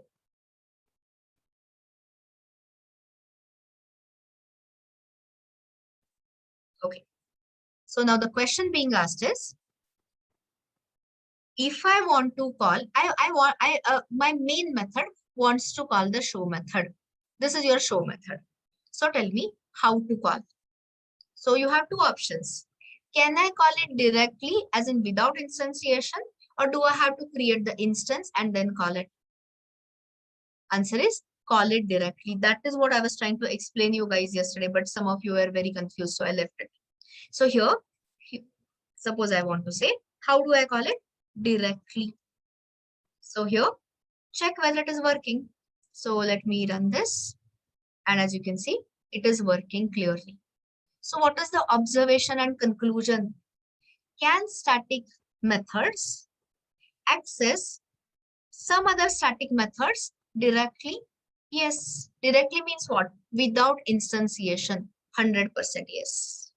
But now see the fun. What is happening? Tell me. Compiler error or no error?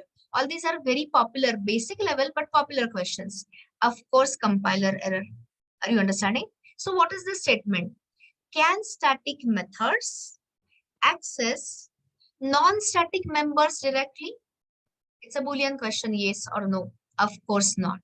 So what is it? But I want this to work. So what is it I'll have to do, guys? I'll have to create the object. So I'll have to create the object. Don't say object.method. It's the object reference.method. So what is it I'll have to do? What is the name of the class? Test1. So here, test1, let's say T1 equal to new test1. Are you getting this? And then I can call T1.show1. Are we understanding it completely? I told you, give me time. And when we come to the topic, you will understand it inside out, not till then. Okay. So these rules I have tried to, put it in statements. So whenever you are preparing for exam or interviews or whatever, you just have to go to refer to day-wise readmes and whatever additional links and tutorials I share, and you will be good. Can a class have, so this is your, what is it? Non-static method. This is your non-static method. Let me add a static method also. I'm just keeping private because I want it only within the class. So suppose I say private void test. And here I'm saying, oh, sorry, I forgot the static keyword. And I'm saying in test, and let me call it as static method or static context, they call it. And this is your non-static method. I'm going to ask you a question, so be ready. So listen to the question, please. Here, can this test method directly call show method? It's a Boolean question, yes or no. Can test directly call show? Absolutely not. But vice versa, can show directly call test method? Answer is yes. So what is the point I'm trying to make? The non-static method means what? Non-static methods become available after the object is created. And before object creation, class loading happens. So here you can definitely call that. Try it out. Best is try it out. So here you will not see any error. So non-static members can directly access the static members without issue. I can access that data member also, test data. You can try this out, but vice versa, it is not possible. So if you just run this, you can see in show. So here, that is, I'm calling it directly. I'm showing you various rules with the example, and you can see here the test. I mean, from the show, I could call the test method. So all these combinations, I've written it clearly. Read it one by one with the answers also. Can static methods access other static members directly? You have seen it. Yes. Can static methods access other non-static members directly? What is the answer here? You saw that. Answer is no. You have to create the object and then you can access it through the object reference. Tell me, are both the rules clear to you? All clear to all of you? Girish, I'm not adding the comments here. There are rules here. You take little bit efforts. So you read the readme and you read the things. Everything is written here. So I don't have to write the comments separately. All these are written here. Okay, so you just have to open read regarding static and open my code. Now, similar things I have written here. So you just have to tell me why. So solve this. Class A. This is the non-static data member. This is the static data member, and this is the static method. So quick question. If I create 100 instances of class A, how many copies of I and how many copies of J will be created? I, 100 copies, one per object, and J, single copy, created, memory allocated right at the class loading time. So anyone wants to tell me why there will be a compiler error here?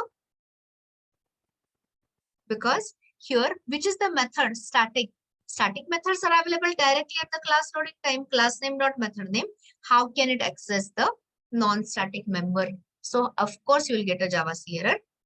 And why you won't get a Java no compiler error? Because static members can access other static members directly. So this is a rule. This is an example. Now the next one, I have explained this also. Can non-static methods access the static members directly? You saw that. Of course, the answer is yes. So this is not complex. You just have to remember, when will static members become available? Class loading time. When will instance members become available? After creating the object. So which is happening later. So non-static methods can directly access static members directly. Can you tell me the line number where we are checking it? Give me the line number where our non-static method is calling the static method. Already it is highlighted. Are you getting it? So this is how is it. This is the meaning of your static members, static data members, and static methods. So this is already I've supplied in test class if you do it. When there will be no error, when there will be error. Now, so just a minute's recap before I take you to static import part. Okay, so here tell me, when you talk about static data members, where there are, no break. Nilesh, it is 9:56. My voice is breaking or you need a break? What do you mean by break word? I don't understand Nilesh. Is my voice breaking, guys? But then I answered that already. Method local variable is only limited for a method. I answered your question and I asked you to respond and you never responded. Talk to me directly in the lab session. Okay, so majority is saying no, so there must be some error on your side. Anyway, so answer my questions in the recap, revision. So tell me, how many copies of static data members are created, when and where? Answer 3 questions. How many copies, when it is created, and where it is created? So 1 copy, definitely. When? Nobody answered me when. At the class loading time. And where? That answer is method area. Okay. If this is a 1 copy, will it be shared across all the objects from the same class? Answer is very much yes. Will static members be initialized to the default values or will they be uninitialized like your local variables? Answer is they are default initialized. So I'll give you the data type. You give me the value. Int, byte, short, long, char, 0. For false, I'm sorry, I gave you the answer. I was wanting to say for Boolean. Of course, it is false. And for reference type, what it will be, guys? Null. For float, 0.0. Again, people are saying uppercase null. There is no uppercase null here. For float, 0.0f. For double, 0.0. So that's it for static members. Now let me ask you a question regarding static methods. Can static method directly access other static methods as well as static data members? 100% yes. What do I mean by directly? Value of char will be 0. I said that already. But 0 value doesn't get printed. So all you will see is blank. Okay. Next question. So yeah, without instantiation, absolutely, Prashant. So static methods can access other static methods as well as static data members without instantiation. Okay, so that job done. Now the next question, can static methods directly access non-static members as in without instantiation? No. So what is it you have to do first? You'll have to create an object as an instance, and then you can use it as object reference dot member. Got me completely? The last question. The last question is the reverse one.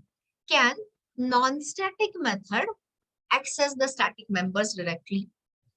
Answer is 100% yes. Why? Because when you talk about non-static methods, they are associated with object reference, and before object gets created, class is loaded. So these rules are not complex if you understand the meaning. Okay, so now I'll just take this one and then we'll stop for we'll take a break. So static can appear at data member, static can appear at the method level. There is a third one called as it is actually called as import static or static import. You can see this. So here there's a static import syntax where you can use this is very convenient. You will see how convenient over time.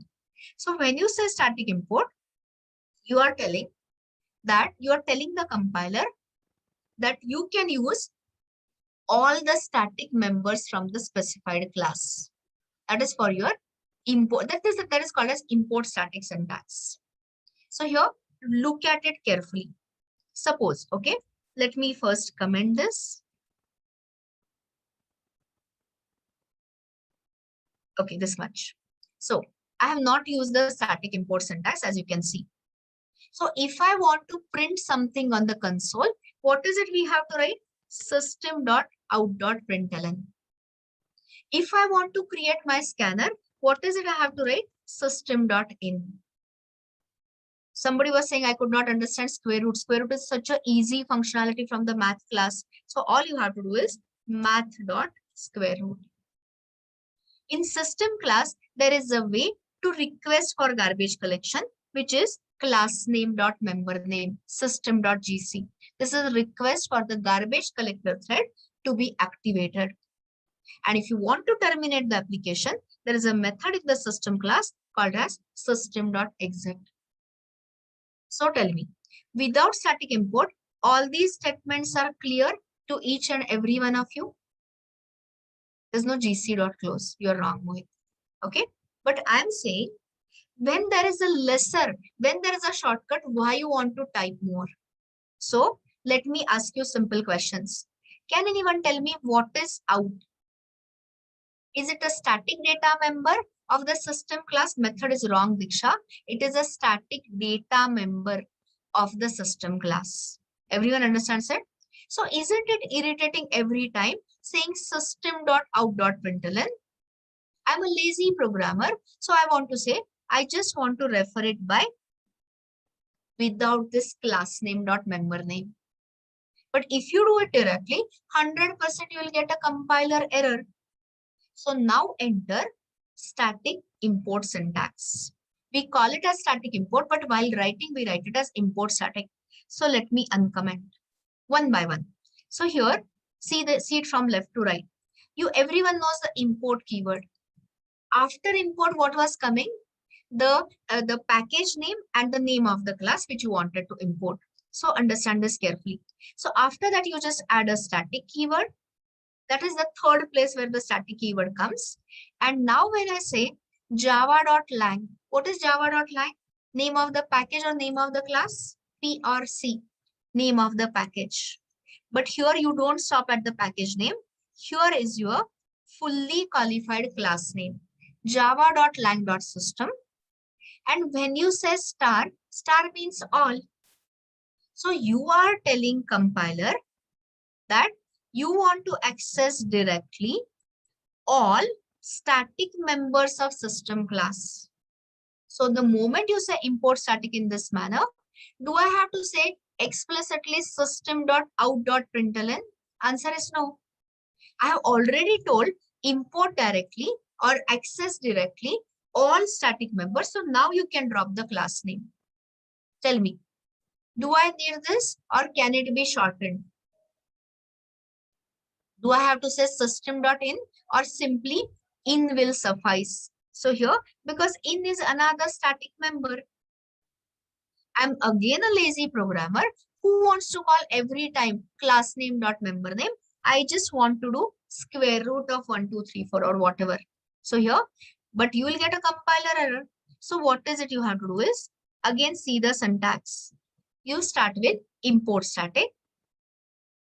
Then you follow it by fully qualified class name. And such, this code is requiring not all API. So you don't have to say star. I can say here sqrt. So what is it you are telling the compiler? I want to directly access math.square root with sqrt. So this will work 100%. But if you want to use your power function, those who have tried the distance formula, they must have used math.power, math.sqrt and all that. Yesterday's assignment I'm talking about. So then you can say again math.star. And the moment I say the GC is the method from the system class, I don't have to explicitly say system.gc.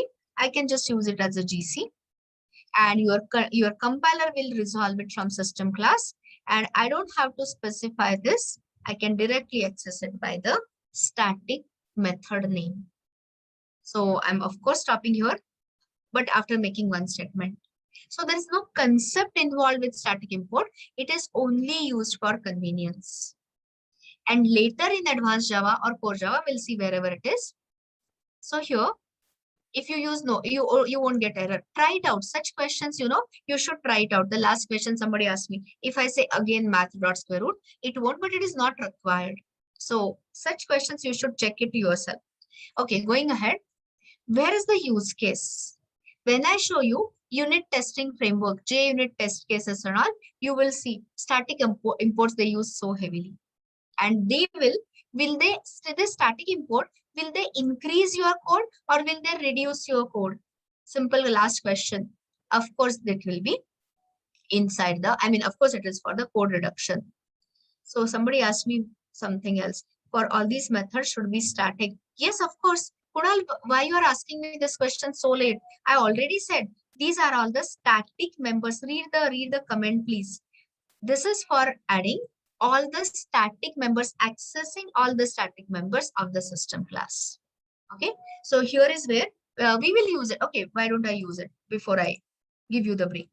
So tell me, I'm too lazy to write. Where is that SOP? So I want this. Okay, and I want to get this and not have a scanner here. So of course now it is scribbing. So anyone, last question from this session. Tell me how to fix this error. Type it on your chat. I want to remove this error. You can see there is a compiler error here. So give me that import static syntax. Import, you forgot Girish static keyword. Yes, others are fine. So currently I'm using only system.out. So I can be specific. So import. Then comes the keyword static. Then comes the fully qualified class name, java.lang.system. And what is it I'm having here is only the out data member. So either you can say only system.out. But if I want to use system.in, system.gc, system.exit, you can replace it by out can be replaced by star. Star is all static members from a specific class. So are you somewhat clear about static import syntax? Okay, so that will be all for this. So we will resume exactly at 11:05. I don't think I have written anything which is worth Odisha sharing. So that will be all for this session. See you at 11:05. I don't understand what is that question mark.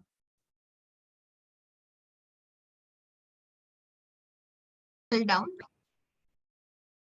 So I won't be able to start video unless until it is up and running. So please bear with me. So let's have a quick recap of static import. Am I audible? Am I clear? Okay, thanks. So here, let's have a quick, recap of static import. So if I want to call for solving yesterday's assignment of a distance formula, math classes power function. So first answer, is power function static or non-static? S or NS? It is a static one. Everyone understands it? So how do you call it ordinarily? Class name dot member name, which is what? Math dot power or math dot square root or math dot pi. Pi is a pi constant. But if I don't want to call it as math dot square root, math dot power, math dot pi, can you tell me what is that import static you will use? Type it out on Zoom. What is that import static syntax you will use? Import static java.lang.math.star is a very right answer. Rohan, you forgot import static keyword. Don't forget import. After import, you have to supply the static keyword. So import static and then followed by fully, Suprabha, you also import static is what is required. So when you say import static java.lang.math.star, you can directly access all static members of math class without saying math dot member name. Everyone is clear? So that is what we had stopped at. So let us continue from that point onwards. What is the next usage? So which all usages we have seen so far? Can you tell me where all I have shown you that static keyword will come, can come? I've shown you 3 usages. Anyone wants to list out where all static keyword can come? So far discussed. Static data members, static methods, and import static syntax. Everyone clear? So now let me take you to the next level. Next level means next usage. So the next usage is there is something called as static initializer block. You might have heard about it before. Have you heard of it with ma'am? Static initializer block? Great. So I will just, but still I will recap, don't worry. So when you say static initializer block, what is it used for?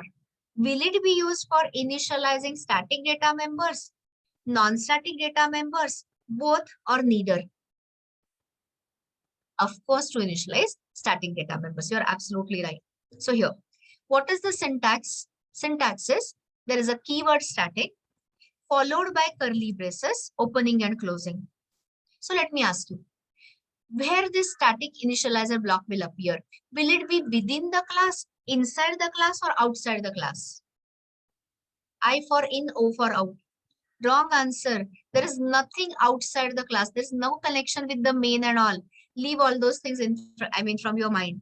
There, it has no connection. It will get called if there is a main before main, but it is not like every time you have to have main. So one answer at a time.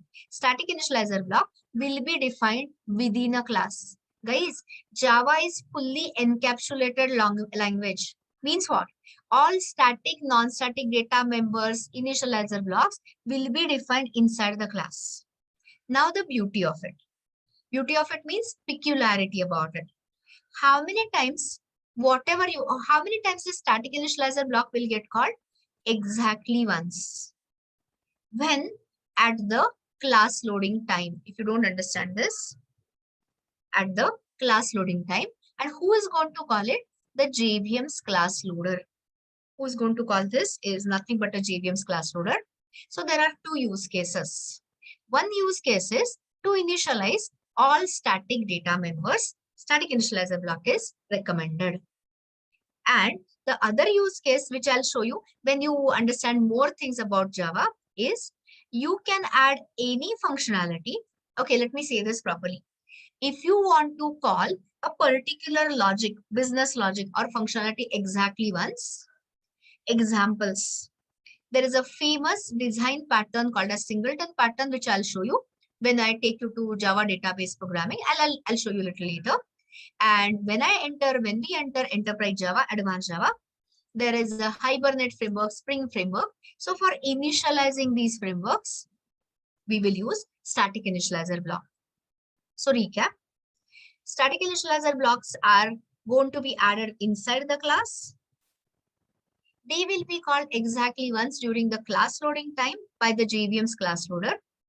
And two use cases, two practical usages of this is to initialize. If you have static data members, which is the best place to initialize them? Static initializer block.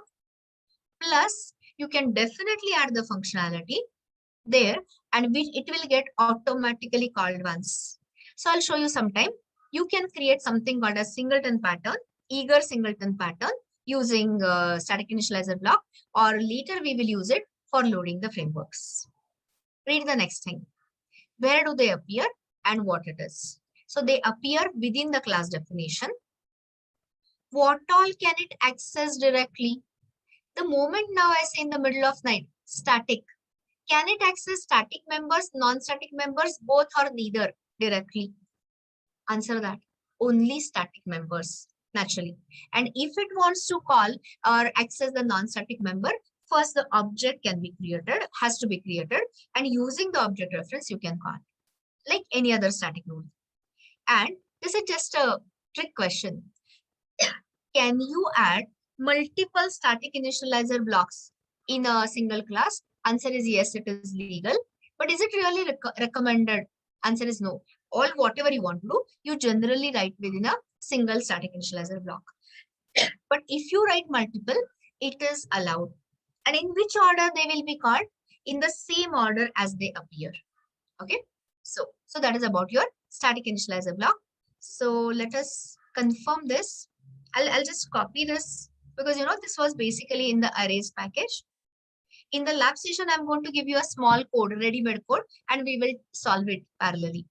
So just a second. What I'll do is, see, somebody wanted me to show the how to create packages. So if you want to explicitly create the package, see this. There is a symbol, new Java package. So first click on SRC, new Java package. And suppose I want to call it as static functionality or test static. So this is how you create it. And I don't want to waste our time.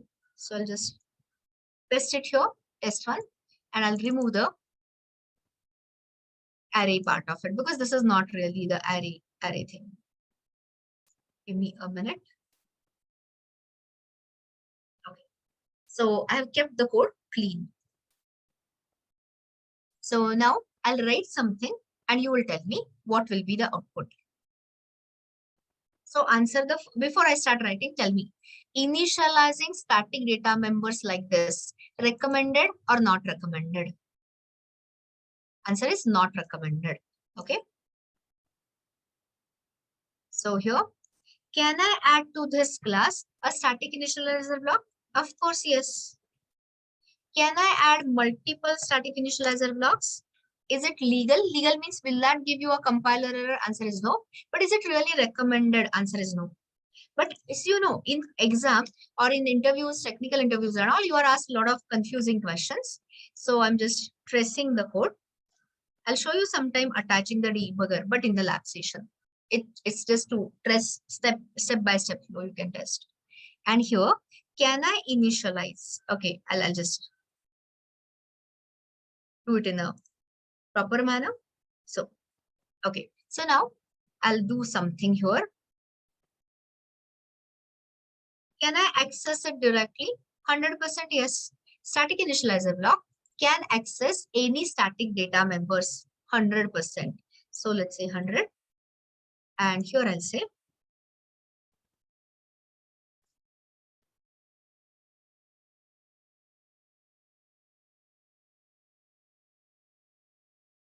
I'm just keeping the things simple and clear. Give me a second, please. And here I'm calling a method. Just to, give you some, what will happen type of a practice. And test, I will say, test data. Okay. So I have written, I don't require this method currently. So comment this. Okay, so now I have made a lot of changes. So let us take it from the top. What does this mean? This means you can directly access out as the variable without saying system.out. In short, you are importing directly the static member out from the system class. Now tell me, what will be the value which will be initialized to test data in line number 7? Quick answers. We have not imported system class. Somebody gave me a wrong answer. We have statically imported out member of the system class. That was this. Yeah, 0 is very right. Now tell me, what will happen next? So let me say in the main. Okay. So what will be the output? Will it go through 1, 2, or in main? What will appear? Of course, it will be 1, right? So this first, that is what I told you. The static initializer blocks appear. In that way, they are executed as in the same sequence. So this will be executed and you are initializing this. So what does this tell you? Static initializer block can access static members directly. Got it. Now, will it call main? Of course not. It sees on its way another static initializer block. So what will be the next output? 2. Here, I'm incrementing the test data plus plus. So 100 becomes 101. And then can static initializer block call a static method directly? Very much yes. You don't call main. Main will be called by the JVM's main thread. But any other method you can call. So here the output will be in test static method. I'll print this. Anyone wants to tell me what will be the value of test data, please? What will be the value of test data here? You remember it is incremented. Simple questions I'm asking. Again, incrementing it further. So now tell me, all our static initializer blocks have been called. So now what will JVM's main thread do? Then it will call the main method. And in main method, what is it you are going to find is the value of the test data will be, what will be the output in main? 102. So this is for identifying the sequence. And that is what will get printed here. Okay. So let's try running this and confirm whether whether our understanding is matching the output. So this is thanks to first static initializer block. This is second static initializer block. And that second static initializer block is calling the static method with the incremented value. And finally, it comes to main and prints this. So tell me, are we completely clear on static initializer block? Okay. Now, what is opposite to static is non-static. So as a trick question, people might ask you this because, exam setters, interviewers are very fond of, asking trick questions. So now I'm giving you the example of non-static initializer block. Have you done this? I have to ask you because, that tells me that how much in slow or fast I can go. You have not yet done it. Okay, so fine. Let's do it with me. So non-static initializer block, there is, of course, a static keyword missing. So it is only the pair of curly braces. So this is your non-static initializer block. I will add a SOP here. It is also called as non-static means instance. So it is also called as instance initializer block or non-static initializer block. Both are legal terms. So non-static, in the bracket I'll mention instance initializer.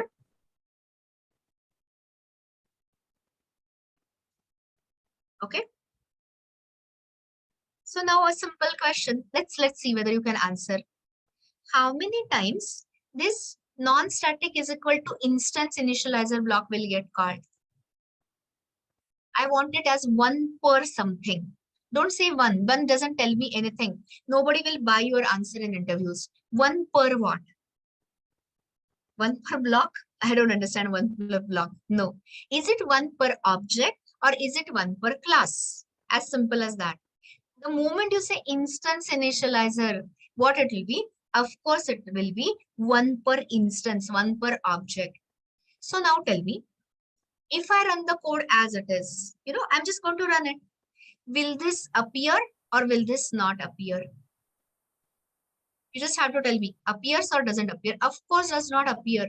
Why it doesn't appear? Because where I have created any object. Okay. So please confirm. Everything has to be confirmed. I always tell people, you can ask me questions anytime, no issues. That's my job to solve. But first you try it out. And when you don't understand something, then we can have the very interesting conversation. So tell me, is instance initializer block been called or not called? Has it been called or not called? It is not called because 0 objects are created. Okay. So now let me ask you. See, when I take a particular topic, I always like to revise earlier stuff. So my question to you all is, suppose I say this, test1, let's say ref1 equal to new test1. So answer my question. After adding the semicolon, compiler error or no error? I'll repeat my question. After I add this semicolon, will there be a compiler error or no error? Answer is no error. You are right. Why? There's no error. Why? Because anyone wants to tell me? Let me see the correct answer. Exactly. Abhijit is right. When you don't supply the constructor, Java is anyway going to give you the default constructor. You got me? So now can you tell me? Okay, just a second. Okay, so you have questions. So here, how many times static initializer block will get called? I mean, how many times you're going to see this 1 and 2? And how many times you're going to see this? So how many times static initializer block is 1? And how many times non-static is equal to instance initializer block will get called? Answer is 2. Confirm. Everything is observe and conclude. That is how you have to learn any technology. Be it Java, be it JavaScript, React, whatever, .NET, whatever. Okay, so here, can you see this? So take a look at this. This is only once, exactly once. So here, first static initializer block, second static initializer block, calling that method. Now the control reaches the main with the additional variable, added variable and all. And how many times this non-static is equal to instance initializer block getting called? 1 per class loading or 1 per object creation? Answer is 1 per object creation. And the last one before we move on to real topic of the day. So here, let me do something. Okay. So keep observing. Your observation should be good. Okay. So tell me, how many copies of ID will be created? How many copies of test data will be created? ID and test data. I'm coming to that, Vinod. Give me 1 minute. Answer is here, test data, 1 copy, ID, 2 copies. You got that?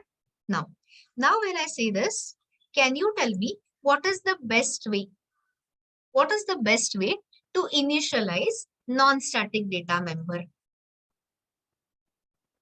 How we initialize? Of course, with a constructor, default constructor or parameterized constructor. Quickly, D or P?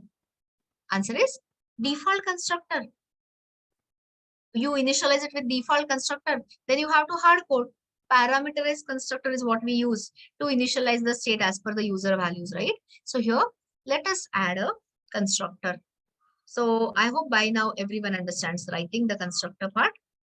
Currently, I'm no code outside the package is using it. So I'm calling it as just with a default scope. And here I'm saying int ID. How should I initialize? Inside. I hope everyone understands the constructor part at least by now. This dot ID equal to ID. And now tell me why there is a compiler error here. Why there's a compiler error? Because there is no matching constructor. The moment you supply a parameterized constructor, default constructor is gone. You got that? So now here I'll say something. Okay. So the popular question people ask you is, in this case, of course, how many objects I'm creating? 2. So there is a constructor also going to be called. There is a instance initializer also will be called. But what will be called first? Vinod, after this, I can answer your question. Answer is wrong. Answer is first instance initializer block gets called. So Vinod had asked me an interesting question earlier. He was asking me, what is the difference between a default constructor and instance initializer? So first the instance initializer will get called, which will initialize all the members to the default state, and then default constructor gets called. Okay. So coming back to the point, confirm, always should confirm. And of course I should add a statement here. So I'll see here in constructor. So I've got this, and observe and conclude, and you tell me. So here, observe this and tell me what is getting called first, instance initializer or the constructor? Everyone can confirm this. It's the initializer block, non-static initializer block, or that instance initializer block, and followed by the constructor. So that is typically, I'll tell you typical things. Typically, we don't use the instance initializer block. What is the disadvantage of instance initializer block? You cannot pass any arguments. The moment you write a constructor, you can always pass the parameters and create it as a parameterized constructor. So generally I'm saying there are special cases where you'll hardly see in your coding practice the non-static initializer block. So I just wanted to cover it in short, because when I talk about static, you should know whether there is an equivalent of it. So this is what was a non-static initializer block. There is a last keyword, there's a last occurrence of static keyword. In Java, there is a concept of a nested classes, a class within another class. But that topic is a vast topic, so I take it on a specific particular day. So at that time, I'll tell you that inner class, the nested class, can be created in a static manner. So whenever I explain, not today it is too early for that, it's just a 4th day. So this is your outer class definition. That outer class can have static as well as non-static members, and you can add the complete inner class, nested class definition, and that can be accessed in a static manner. So the point I'm trying to make is, this is a pending topic. I'm going to cover the nested classes on a particular day, at least 2 hours you'll require for understanding. And at that time, I'll show you different varieties. So tell me, are the code, okay, code you want to see? Just a second. Yeah. So which part? This is your code. Take a look at it and ask me question. Or best is, okay, what I'll do is, I'll share this code with you. Give me a second. I'm sending you this code. So, you can play with the code in the lab or later or whenever time permits. And you can do that. Give me a minute. Test static, test1. Yeah, I have sent you the code test1.java. If you want, you can always add it in your ID. If you have an immediate question, do ask. I'm waiting here for your question.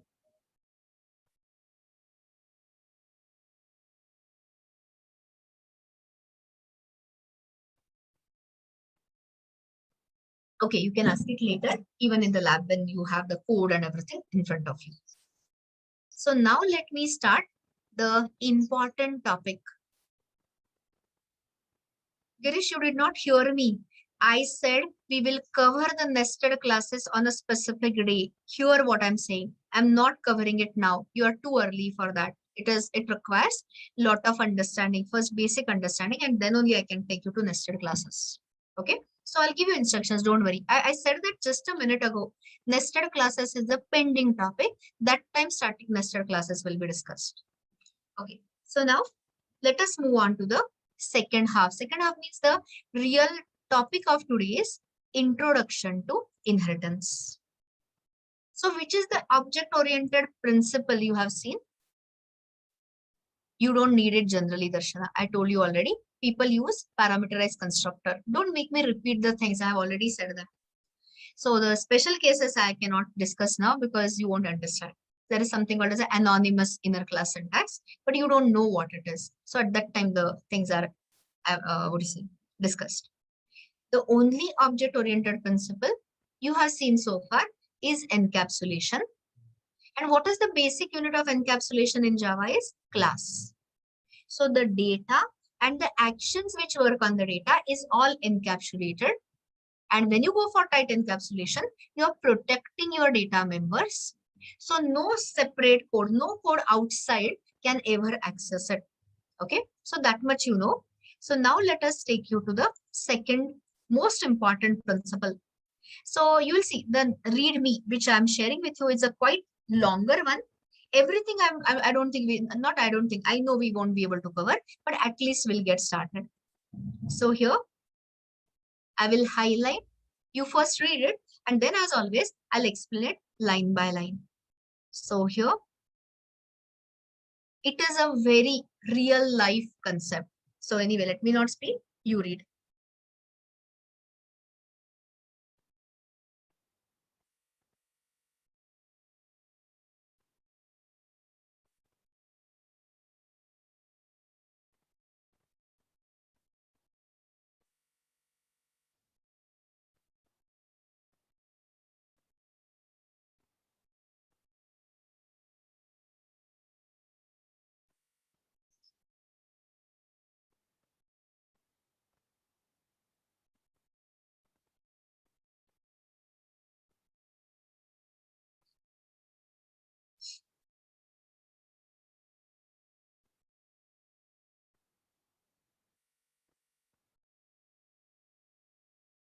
All the terms will not be clear unless until we talk in examples. So just do the reading part initially, and I'll start my explanation, of course, with example.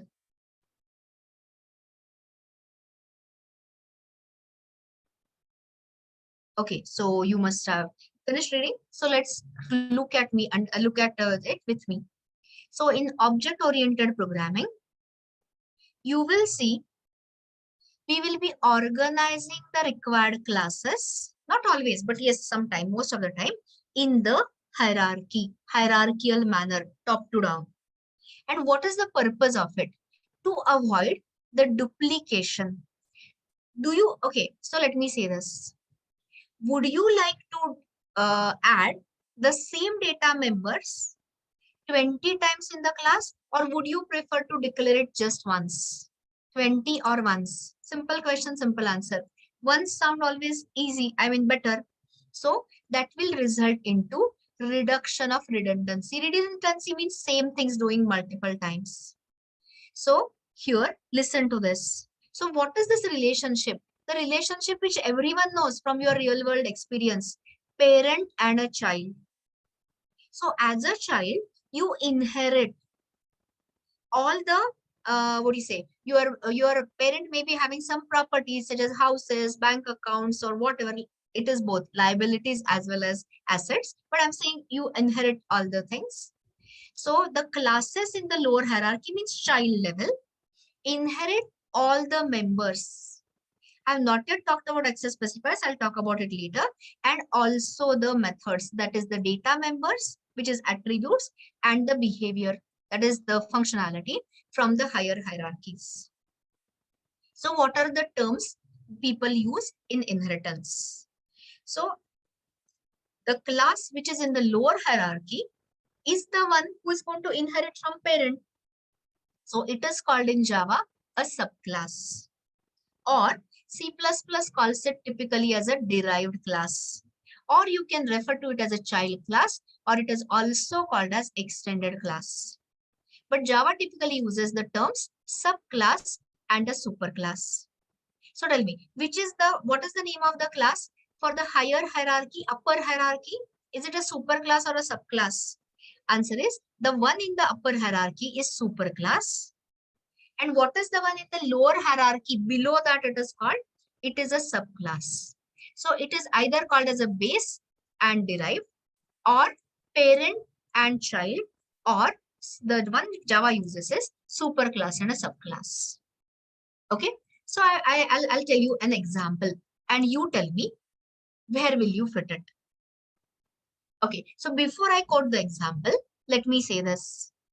When you bring in inheritance, inheritance is referred to as is a relationship between the objects. Okay, so keep that with you. I've written it further somewhere. So I'll give you an example and let's see whether you can understand. I'm talking about a fruit and a mango. Okay, so there is a fruit class, there is a mango class. So can you tell me, can you establish, can you think of inheritance between the two? It's a yes or no question. Answer is yes. How do you say this? Can I say mango is a fruit? Of course, yes. Mango is a fruit. So now the obvious next question is, which will you mark? I already got it from one of you. Which one will be the superclass and which one will be the subclass? Superclass will be fruit and subclass will be mango. Everyone gets me? The fruit is the common hierarchy. So fruit can have a name, fruit can have a weight, it can have a color, it can have a smell, fragrance, whatever, size, etc., availability, etc. And when I say mango, mango's peculiarities are it is a juicy fruit, it can be pulp, etc. So additional features I can add it in the subclass. So now talk about fruit and a banana. Okay. Wrong, Kunal. Exactly opposite. Mango extends fruit, not this way. Okay, so I'm not yet come to the keyword, so don't jump ahead of the topic, and anyway, that is wrong. Okay, so hear me out. If I say fruit and a banana, can you establish inheritance between the two? Can I say banana is a fruit? Yes. So which will be superclass and which will be subclass, guys? The fruit is a superclass and banana is a subclass. So if you don't apply inheritance, if you don't say they are bound by inheritance, there's a keyword coming up called as extends. So if you don't use any extends or inheritance, yes, Rishikesh, you're right. So in that case, the name of the fruit, I'll have to declare in 3 places. In fruit class, in banana class, in mango class. Or if you add cherries or whatever, oranges and whatever, sweet lemon and all that, sweet lime and all that. So tell me, would you like to declare the name of the fruit in 20 times or only once? And that too in the superclass? Answer is 1. So that is what I'm hinting at. Okay. Another example, which we are going to develop today. Let me ask you, can you identify any relationship, any inheritance relationship, any is a relationship between a person, a student, a faculty? It's a yes or no question. Answer is yes. So can you tell me what will be the superclass and which will be subclass? You can use the first, short forms. Person is a superclass. Absolutely correct. And which will be the subclasses, guys? Can I say student is a person? Of course, yes. Can I say faculty is a person? Yes, again. So the faculty and student will extend from person. The name of the keyword itself is extends. Absolutely correct. Think about the next one. Employee, manager, sales manager. So can you fit it in the inheritance hierarchy? Means you start listing it from the super to sub. So what will be the ultimate superclass? Employee. Can I say manager is an employee? Yes, of course. Which is the keyword we are going to use for inheritance in Java? Extends. So what will be the class definition of a manager? Class manager extends employee. You got this? Yes, Shubham, you're right. All of you are right earlier. Now tell me, will you say class sales manager extends employee, or would you rather prefer class sales manager extends from manager? What will be the super class of sales manager? Of course, sales manager is an employee, but guys, sales manager is a special form of manager where the sales targets and everything is used. So what is the hierarchy you are talking about? Employee extended by manager, extended by sales manager. So can I say sales manager is a manager? Yes. Can I say sales manager is an employee? Yes, again. I'll give you an analogy. Suppose for you are fortunate enough to have grandparents. Having grandparents is a deal, you know that. So suppose you have grandparents and they have left you with some of their property. Let's say, let's talk in concrete. Your grandparents, mother side, father side, whatever, any parental side, have left you with a house. Your parent has left you with a good amount of bank balance. So tell me, what all will you inherit? Your choices are house, bank balance, both or neither. Answer is both. Are you getting it? See, when you apply to a physical world, immediately things become clear. Okay, so that is what I meant by this. So here, when you say apply inheritance, after learning inheritance, you cannot apply it anywhere and everywhere. You have to look for, can I establish is a relationship between the objects? If the answer is yes, 100% you can apply inheritance. So why inheritance? One word answer, reusability. Enhancing reusability. Enhance means what? Increasing reusability and reducing redundancy. Redundancy means repeating yourself. Okay. So now read this carefully. By pulling out the common variables and methods. That is, by pulling out common data members and methods into superclasses, what is the only thing you will have to declare in the subclass? Additional data members, because in addition to inheriting bank balance and your house, you have to do something on your own also. It is not like you're just sitting back on inheritance, right? So suppose you are saying that, okay, I'm working, or I'm a student and also earning, or I'm learning and enhancing my skills, whatever. So only the additional details, such as additional data members. And since you are a student, maybe you are studying, I'm saying. Okay, so some additional methods you will supply in subclass. So the redundancy can be reduced. Why redundancy is reduced? Because you are defining common properties and common methods only once in a superclass. So it is completely eliminated or at least reduced. And read this.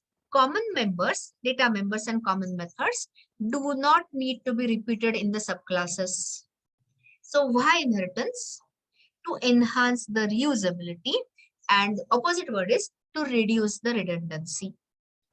Okay, so you understood the meaning of this paragraph with examples, guys? Yes, absolutely correctly said, Rishikesh. Okay, so here read this. Subclass inherits all the member variables and methods from the superclass.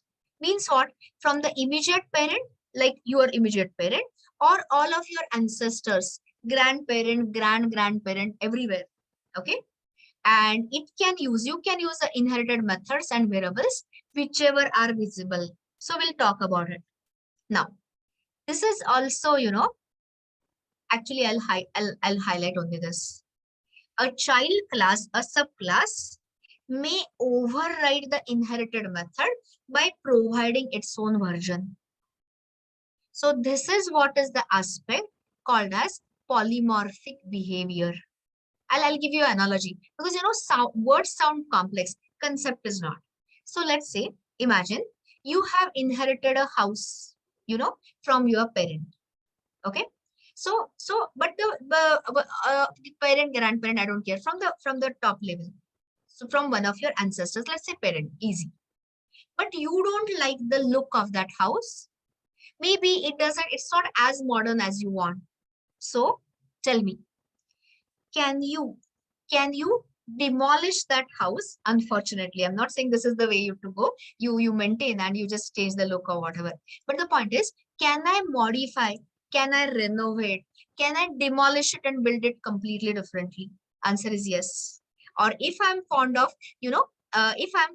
I'm not yet gone to runtime and all that. Yes, but it is correct, Kunal. So if I want, maybe I'll keep the exterior, that classic look, that ancient look, traditional look as it is, and inside I will renovate. In short. So let's not get carried away too much. The point is, you have a choice. You means a subclass has a choice. It can inherit the property, it can inherit the members as it is, or it can change the behavior. And you will see that changing the behavior is nothing but polymorphism. single functionality, multiple formats. I'll discuss that separately. Don't worry. So, but you know, you don't use only inheritance. Inheritance compounded. Compounded means added with polymorphism is a great combination. And that is the basis of all further Java topics. So today, tomorrow, whole day, we are going to completely spend on inheritance and polymorphism. So do not turn up late. Do not miss any of it, because if you don't understand something, then the further topics become really confusing. So this is that method overriding, changing the functionality. But in Java, you cannot override the inherited data member. There's no overriding for data member. There is a hiding. So all of that will become clear with example. So this is my own summary line. If you understand, not today, don't push yourself that I say something and you have to immediately understand. By tomorrow evening, even if you understand this inside out, I'm more than happy. So let me say this. So here, what is it I'm saying? This is my one-liner summary to understand your inheritance as well as polymorphism. Subclass is a superclass. So I'll talk an example. Mango is a fruit. Got this? And something more. So in the fruit class, I just have written maybe the weight of a fruit or a color of a fruit. Okay, so here mango may add additional data members as of which variety of mango you are talking about. Suppose it is Alfonso or whatever. Okay, so it can have additional state. It can have additional methods also. So subclass need not just sit back and just inherit and enjoy it. It can do something additionally on its own. Plus, whatever it has inherited, it doesn't like. It wants to change, and which is called as method overriding. So the functionality, the method declaration will be the same, but the method definition can vary as per the subclass's choice.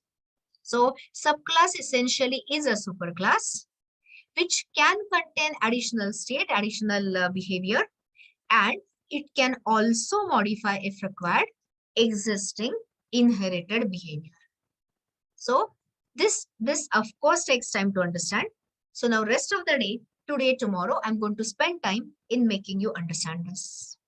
Okay, so some of the hierarchies for you. You already answered, so I'm not going to bore you with the same.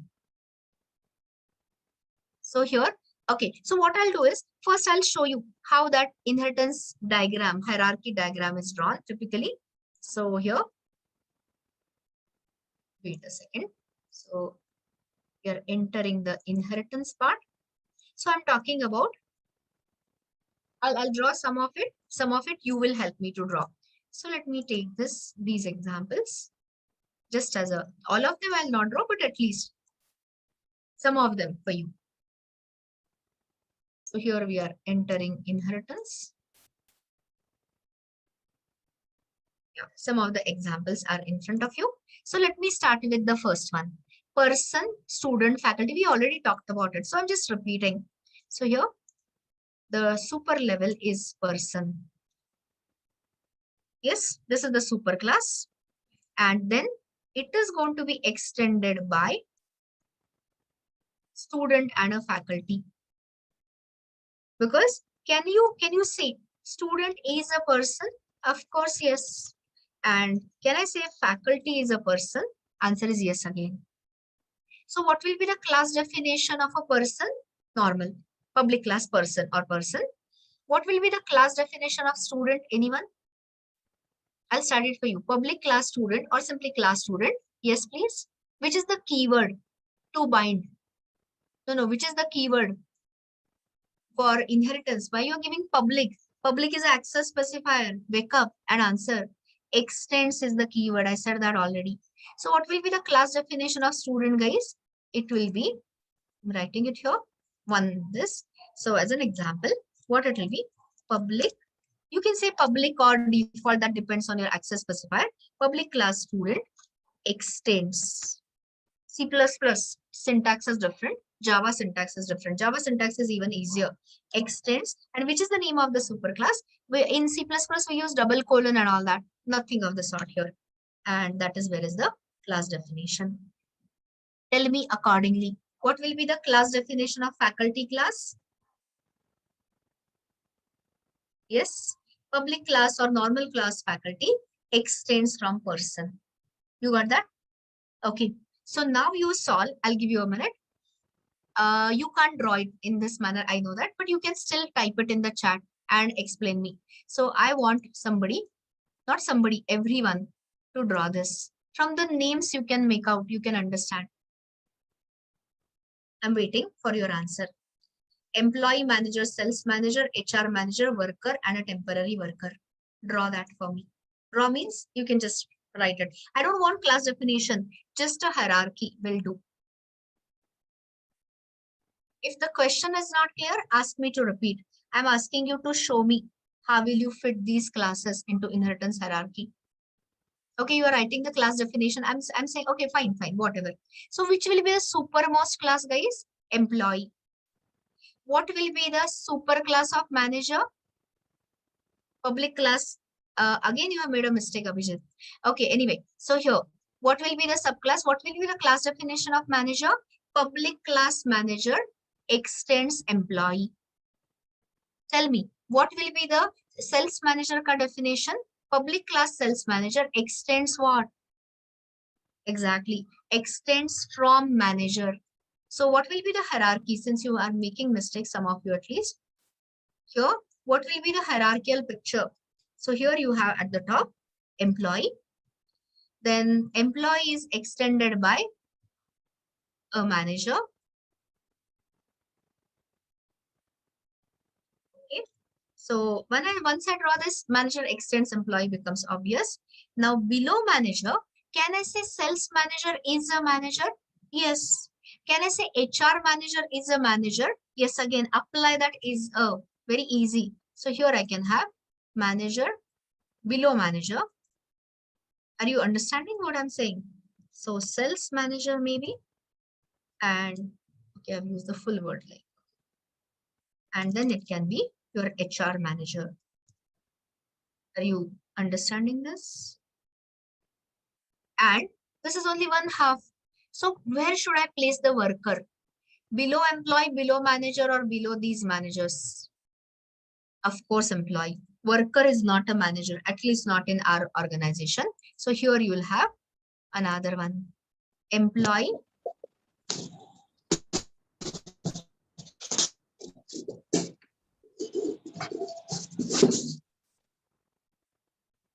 So here this will be worker. And what is the specialized form of a worker? Worker can be hired in a temporary manner or a permanent manner. So where should I show the temp? Sorry. So where should be the temp worker? It should be below the worker. So here you have the temp worker. Are you getting this? So this is what I was asking you. So this is the example of single inheritance. I'll come talk about types of inheritance. This is the example of a multi-level inheritance. But before that, I want to highlight important point. So what is that important point?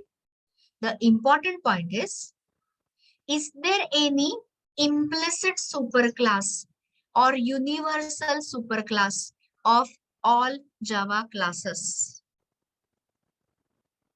Omkar, wait, have I started with the syntax? I've already said extends and all that. So I don't know why your question is. Of course, the answer is yes. So what is the name of the universal superclass, guys? Java.lang.object. So now tell me, in this hierarchy, where should I show the object class? Above person, above student, above faculty. What is it? Answer is above person. So here, implicitly. So do I have to say public class person extends object? Of course not. Guys, focus on the concept here. I'm talking in syntax, but syntax will come anyway later. So here you have to show the object class, which is from the package java.lang.object. Even your array being an object, arrays also inherit from here. And obviously, where should I show the object class in this hierarchy, guys? Obvious answer, easy question. Above the employee class. So implicitly, you don't have to say employee extends from object. Implicitly, it is going to extend from java.lang.object here. So this, and you will understand the meaning or the other significance of it. So much of API. You're going to learn toString. You're going to still use equals, hash code, later wait, notify, all so many important methods you can inherit and use it. And if you're not happy with their implementation, anything, whatever you are not happy with the inherited, you can always modify the behavior. You can always change the functionality using something called as method overriding. So this is a shape-based example, account-based, etc. So the point is not going through all the hierarchies. Point is to making you understand why inheritance and what is it. So these are the some of the standard hierarchies. And here I have mentioned that already.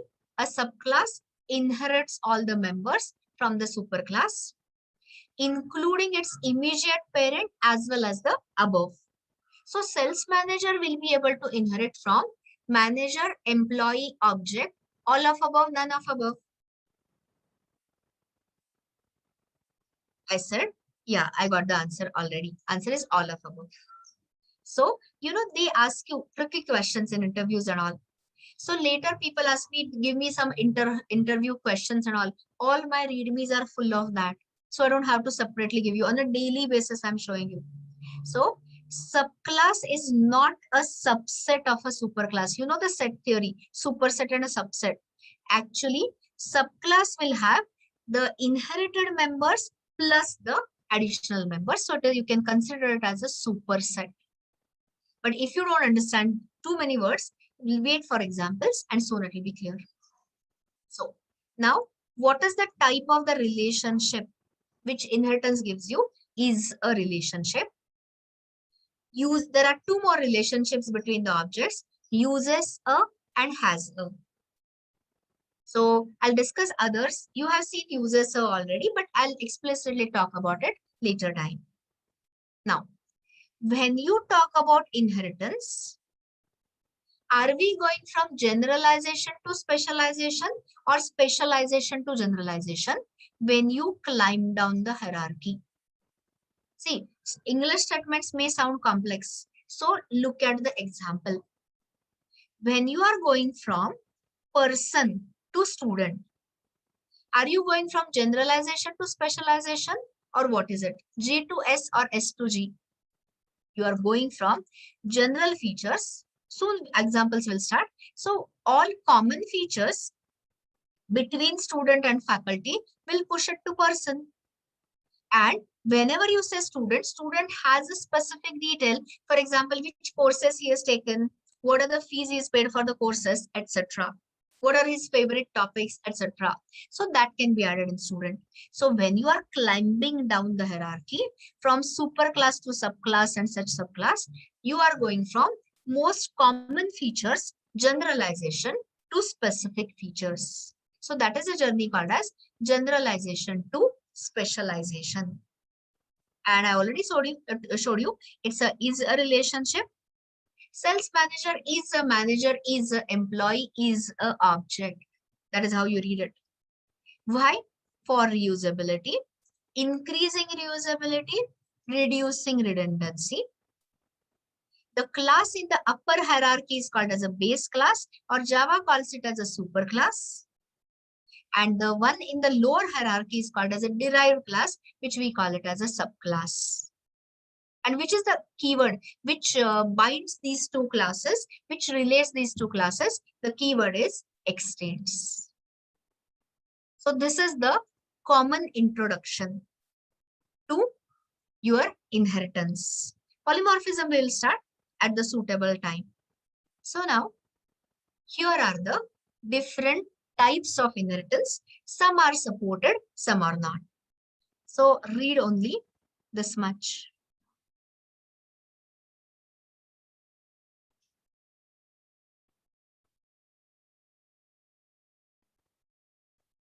So when I say this single inheritance, B extending from A.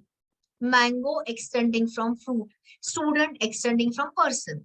So this is your single inheritance. So is it supported? Is it allowed by Java? Allowed in Java? Is it legal in Java? Answer is yes. Java supports single inheritance. We are going to start with single inheritance in a short while. Similar to that, I mean, extension of that is multi-level inheritance. So take a look at this. A extended by B, extended by C. So what is it? Single level hierarchy or multi-level hierarchy? It's a multi-level hierarchy. So this is also allowed. Let me ask you a important question. If you think about this, is it truly a single inheritance or is it implicitly multi-level? Implicitly, what is it? Of course, it is implicitly multi-level. Anyone wants to tell me who is sitting above the class A, which is that common superclass object? So what is really this hierarchy implicitly? Explicitly, I'm not saying. Object extended by A, extended by B. Are you getting me? With examples, as I said, you will understand it. And then you have, okay, so this one, again, you have object extended by A, that by B, that by C. This is also supported in Java. So, of course, this is also supported and this is also supported. But the third type of inheritance that C++ supports, but Java doesn't, C++ versus Java, is multiple inheritance. So is multiple inheritance supported by Java? Answer is not supported. Means what? If you try to write class A, for example, extends from multiple superclasses, all you will get is a compiler error. And that compiler error is for avoiding a famous, well-known ambiguity issue, which is known as diamond problem. But I cannot really explain the diamond problem before explaining method overriding as in polymorphism. So we will come to polymorphism, method overriding, and I'll explain. I've written it here, but you need to understand the overridden method, overriding method. So you will understand it little later after polymorphism. So tell me, which inheritance is supported out of the list? What is it called? Is it a single inheritance, multi-level, or multiple? Answer is single and multi-level allowed. Multiple is not recommended. Not recommended is wrong, but not allowed. Try doing this and the Java compiler itself detects it as the error. Of course, there's an alternative. There is a cleaner, there is a loosely coupled alternative to achieve multiple inheritance, but that is a day after tomorrow or maybe tomorrow's topic, interfaces. So we'll not talk about it right now. Now, the first thing you have to understand is, before you actually get into deeper into inheritance, how are the constructors invoked? So instead of showing the example of a single level hierarchy, I generally take the example of a multi-level hierarchy. Okay, so I have said enough things. So let's try some hands-on. So here, since it is not related with arrays and static, I'm creating another Eclipse project. Does everyone know how to import the existing Eclipse projects into Workspace? You know or you don't? Has it been shown or not shown? You don't know how to import the existing Eclipse project into Workspace? Okay, I'll show you right away. Because you will require, now yesterday onwards, I started creating everything in Eclipse. So see what I'm doing. Just observe, okay? So I'm taking this, I'm setting it up. Wait a second. So suppose I say PGDAC. Suppose I'll be giving you A4 data. And of course, I'll make a subfolder, code or Eclipse projects and all that. Now just observe, okay? Do I have got this? Okay, fine. So now see this. In your workspace, there won't be any day 4.1. So I'm making it the same as yours. Okay. So it's open. That's why it is not allowing me. I'm into that folder, so it wasn't allowing me to delete. How can you delete when the folder is open elsewhere? Still it is giving the problem. Still it is open somewhere, looks like. I am not able to delete that thing. Just a second. Yeah? I'll just check whether it is open elsewhere.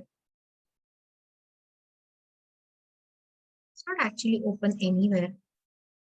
Let's see why it is. I wanted to show you exactly things. So let's see what it is saying. Oh. No, but this is fine. This is from the different workspace. Let's see what it is saying. Could not delete ISCSD PGDAC day 4.1 SRC. What it is saying so?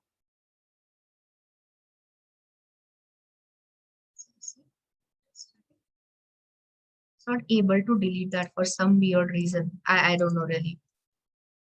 I'll just delete it from here. And let's try this because it was giving me too much of problem. And here, oh, this was open. That's why it wasn't allowing me. So now observe what I'm doing. I'm deleting this from here also, so that there's no trace of this anywhere. Saying it is open somewhere. Unless until I close this, it's not going to allow me. This is fine. This is fine. This controller is something. Okay. So now let me show you. Forget what I said because I was having the file open in some other folders and all that. So now focus on how to do the importing. So how to do the importing in this? Which tab? I think I close that. Anyway, just follow the steps. So I'll repeat these steps in the lab in case you need them. So first is file. Note it somewhere. Those who are trying with me parallelly, very good. But those who are not trying, note it somewhere. File. Then you say import. Simple, easy enough. What is it I'm showing you? How to import the existing projects. I'm going to give you now from this day or from yesterday till end of our Java sessions together, all Eclipse projects. So now expand on the first tab, general. Reach here, keep acknowledging. Have you reached here? Yes or no? You might have done this. I don't know how you have not done it. Anyway, so here from general, choose the second one, existing project into workspace. Got it? Next it. Now you have to go to the folder where you have got it. So for example, I had created the day4 data and here you have to select the project which you want to import. So select the folder. Everyone reached here. So PGDAC, whatever workspace, day4 data, day 4.1. So it will show you this selected. Now observe, can you see the second checkbox? Copy projects into workspace. So what it is doing is, see what it will do is, when I have given you something, you would like to revise first. That is why I joined 1 hour late, so as to give you sufficient time for revision. So here, the project my project, which can be copied into your workspace and you can play with it without spoiling the original copy. So select that, copy projects into workspace, and then you can say finish. So here, there is, now you can see that whole project which I had shown you earlier, which I had deleted from this existing workspace, has got created already, and you have the whole thing. Understood what I showed you? Is everyone clear how to import the existing project? It's a 2 keystroke. File, import, general, choose existing Eclipse projects, and check that checkbox which says copy the project into the workspace. So that is it you have to do. So that was one. So now let me open. I think that test arrays example I got deleted. I'll write it and separately say, give it to you. So this was your existing the project. Launch path should be same or can be different. I didn't understand what the launch path is. You want to share your screen later in the lab, and then I can say that. I've shown you all the instructions. You just have to go to the path, wherever my shared Eclipse projects are there. We'll do the repeat run in the lab session, but right now let's not waste time. So now let me create another Java project. Let me call it as in the series day 4.2. Finish. And don't create the information. Okay, so now I'm writing some code. You're just going to tell me what will be the output? So observe. So here I'm creating a class in the package, let's say inheritance. So this is all today remaining day, tomorrow entire day, only inheritance and polymorphism. So suppose I say class A.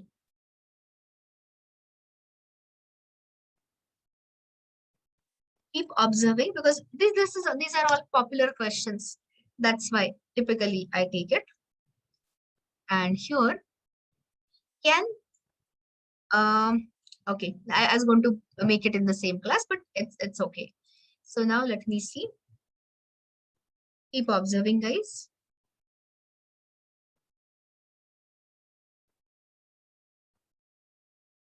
I'll tell you when I'm done with it. You just keep your focus. Which is the keyword which will relate B is A is extends, and this is the syntax. And here I'm saying SOP2. C.Java extends from B, and here I'm saying SOP3. Okay. And then I'm writing a tester in the same package so that everything becomes together. So here I'll write a tester, test constructor invocation. See the names I'm giving, it is all following the Java norms. Don't have underscores and all that and make it look as a non-Java class. I mean, not professional. And here I'm just going to create an instance.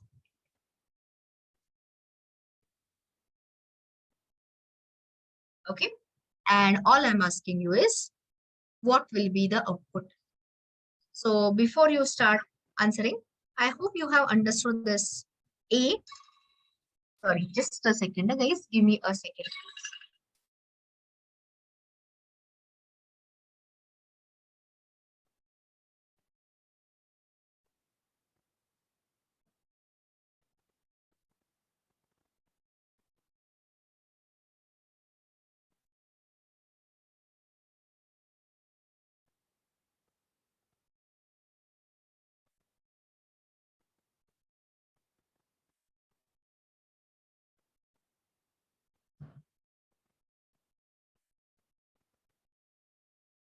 Okay, I have got some of the outputs, but before I start looking at the outputs and telling you correct or not, here, which is the superclass A, extended by B, extended by C, and then you have a tester where I'm creating a child class object.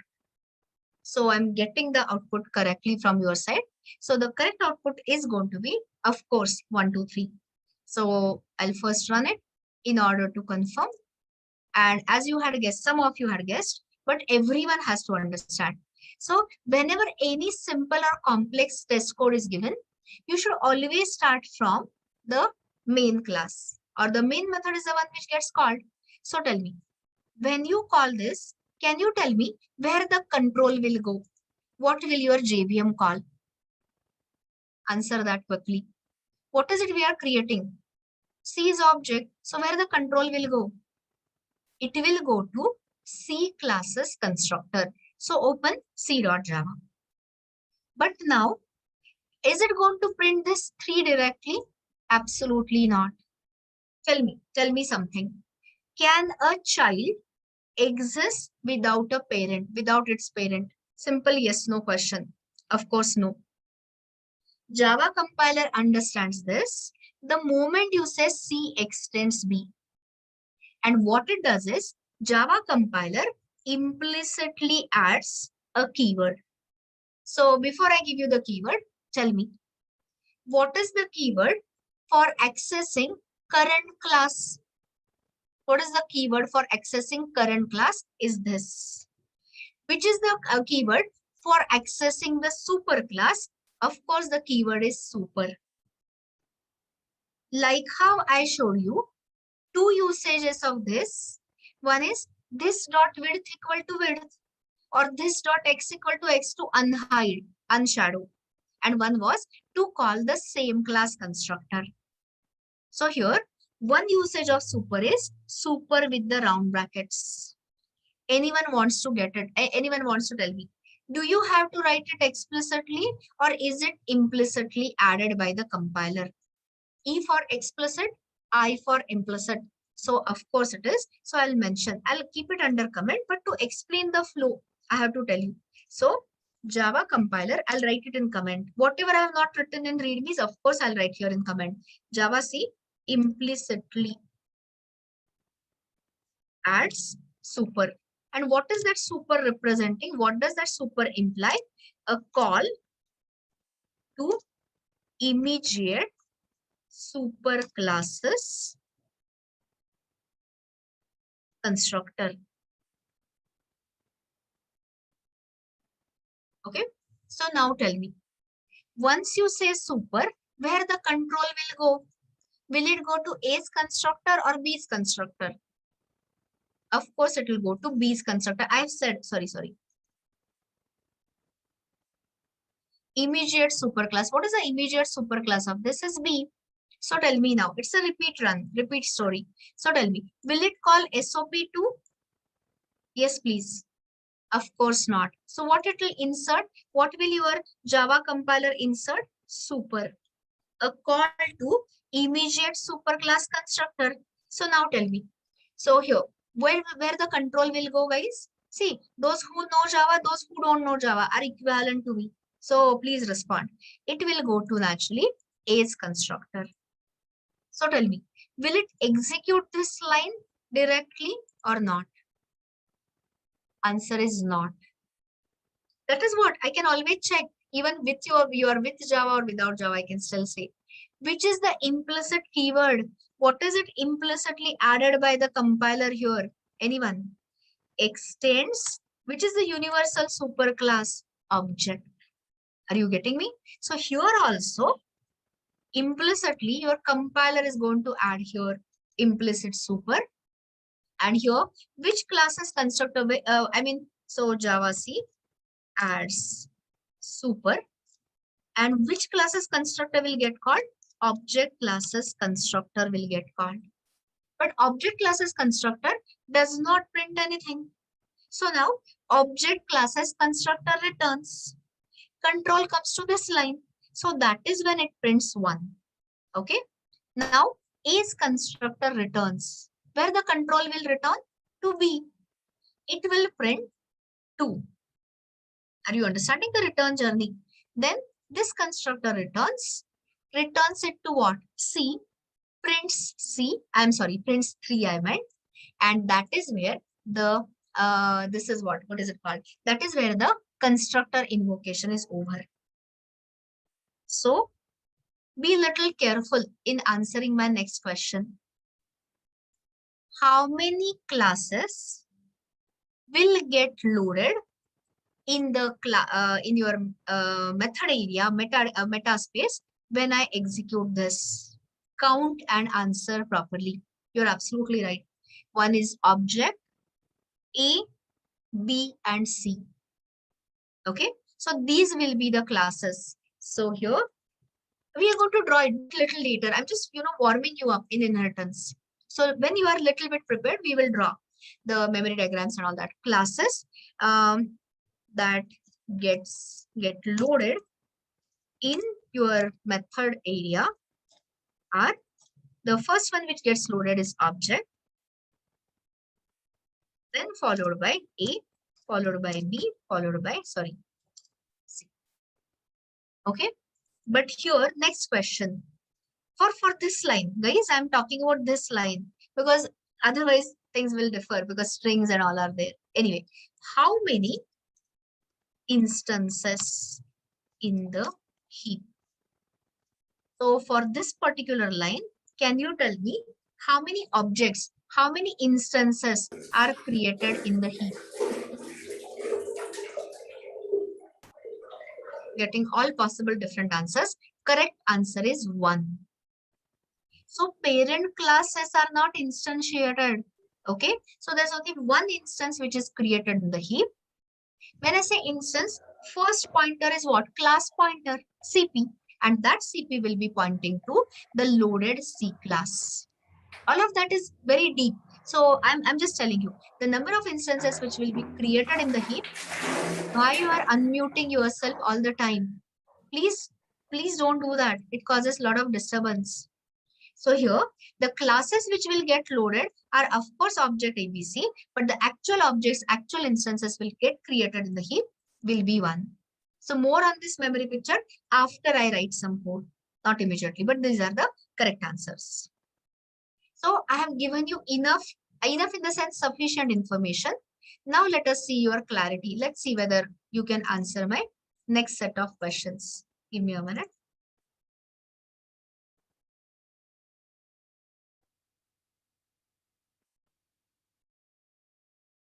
Super keyword usages, I will talk about it.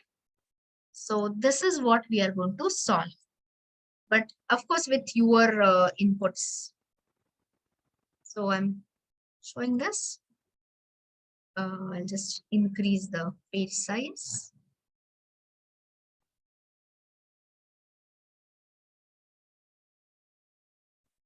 I'm going to ask you a precise question, so be ready to answer.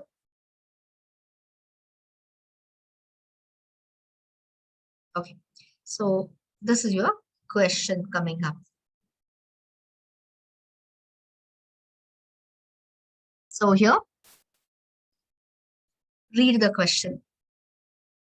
This is your first really hands-on exercise in inheritance. Organize following in the suitable class hierarchy under the inheritance package. I've given you the package name. Pick up the clues. I'm giving you all possible hints. So I want tight encapsulation. Okay. So now, person, when I'm saying a person has a first name and a last name. Okay. First level. A student. When you are describing yourself, when you think about yourself as a student has a first name, last name, year of passing, graduation year, the course you have taken, for example, CDAC kind of a thing, fees you have paid, and the marks obtained for your last exam, like your graduation exam, BE, BTech, whatever. Then you have a faculty who has, of course, a first name and a last name, and number of years of experience and a subject matter expertise, SME. Okay. So forget this question. Can you tell me, can you organize these 3 classes in inheritance hierarchy? Basic level question. Unless until you apply, you can't understand. Of course you can. Of course you can apply. So the ultimate universal superclass is object. I'm not drawing. So I've already taken this example. So which one should I put it at the top? Answer is person. And that will be the superclass. And which 2 subclasses we are talking about is student and a faculty. So I had drawn it earlier. I would recommend you also draw it. So that, similar thing when I ask you, similar means not the same scenario, different scenario, you will be able to fit it in the hierarchy. So you have a person class. Now, before I start, this will be a super class. Anyone wants to tell me in the person class, which data members you are going to yes, you are right, Ragini. You are right, Rohit. Which are the data members you will add is the first name and last name. And the moment I say I want a tight encapsulation, what will be the access specifier you'll use here? Private. Got me totally? Okay. And later we will add the business logic methods to display the person details and all that will come later. But that's not my question currently. Will you need any constructor as in parameterized constructor, or are you happy with default constructor? You need a parameterized constructor. Somebody said default. So let me take him up or take her up. I don't know who really responded. If you don't add anything, default constructor is given. But then what will be the first name and last name of your person? What will be the values assigned? Null. Don't say default values. I asked you which values. So null, of course, it is horrible. So naturally, you will have to add, parameterized constructor. When I say constructor, I mean parameterized constructor. So how many argumented constructor you will have? How many arguments you will require for this? 2 arguments. Everyone gets me? So we'll make it as public because tester will be outside. So all that is not important. So 2 arguments. And which 2 arguments everyone knows? So that is your first name and a last name.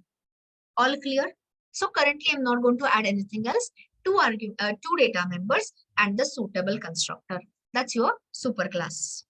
Now, can I say student is a person? Answer is 100% yes. So this is your student class. So for the sake of revision, can you tell me, okay, first I will say just the type. So tell me, what will be the student class definition? So I can make it as public. So public class student. Yes, please. Which keyword for inheritance? Extends is the keyword. Extends from person. You got that? Now the important questions begin. This was just to give you the syntax. So can you tell me now, what will be the state which you will declare inside a student? I'm waiting for your answer. Maximum answers I want. I'm not happy with 10 answers. I want all 200, 227 are there. If not 227, at least 200. Let me see. Okay. So repeat the question. The state here, I have written it here. So even if you did not hear me, there is a question mark here. What is the data members? What is the state you're going to declare in a student? That's my question. So question is, I'm helping you. Will you declare first name and a last name here again? Now at least tell me. Of course, no. Because that is defeating the purpose of inheritance. Inheritance is reusability, reducing redundancy. So what will be the only data members here? Will be graduation year, the year you passed, cleared your graduation, the course you have opted for, strings basically, the fees you have paid, and the marks obtained. Are you getting this? So here you will declare, otherwise what is the point? So before I ask you about the constructor and all that, we are of course going to write it, and then only we are going to write the code. So now here think of the other type, which is faculty. So there will be a class faculty. What will be the class definition?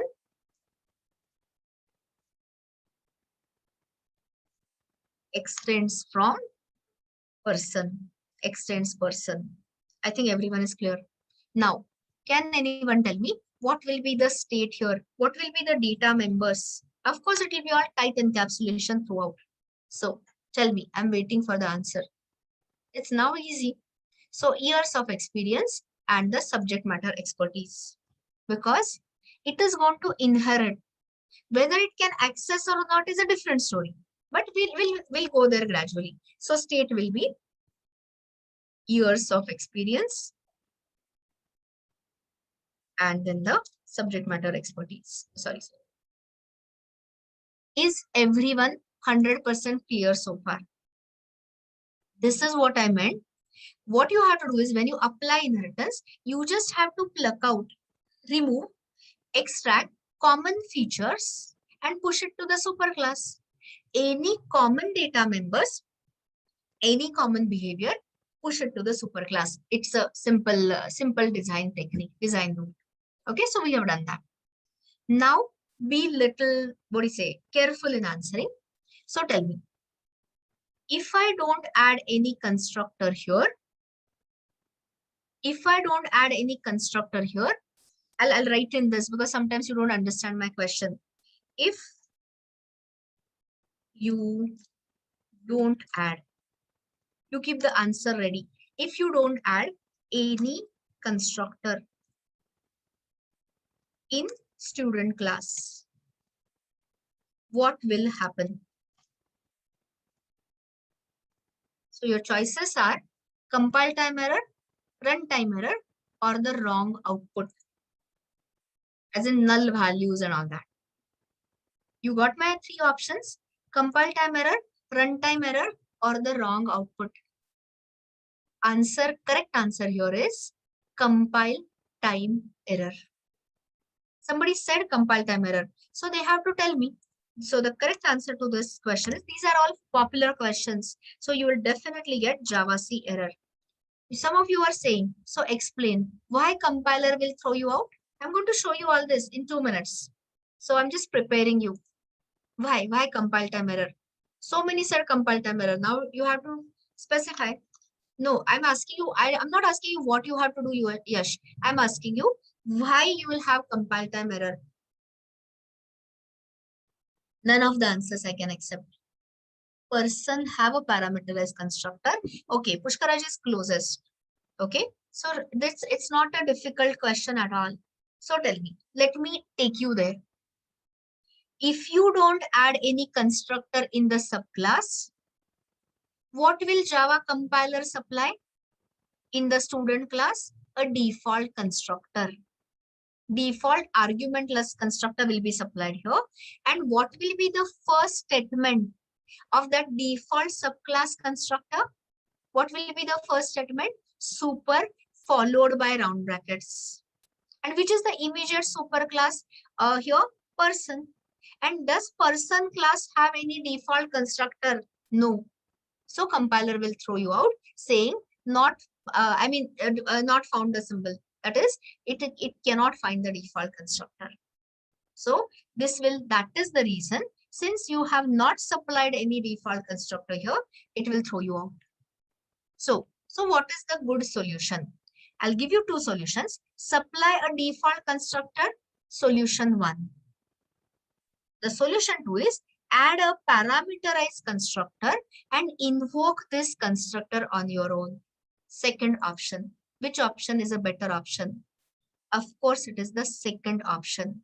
See, solving the problem doesn't mean that you are solved in the correct manner.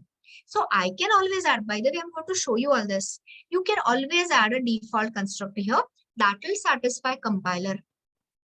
But what is the disadvantage? The disadvantage is your first name, last name will be all null, and your graduation year, all will be set with default value, zeros and nulls and all that. So do you want that? Of course not. So what is the better answer? So here, the better solution, or okay, I'll say it as better solution. What is a better solution? Supply a parameterized subclass constructor. Okay.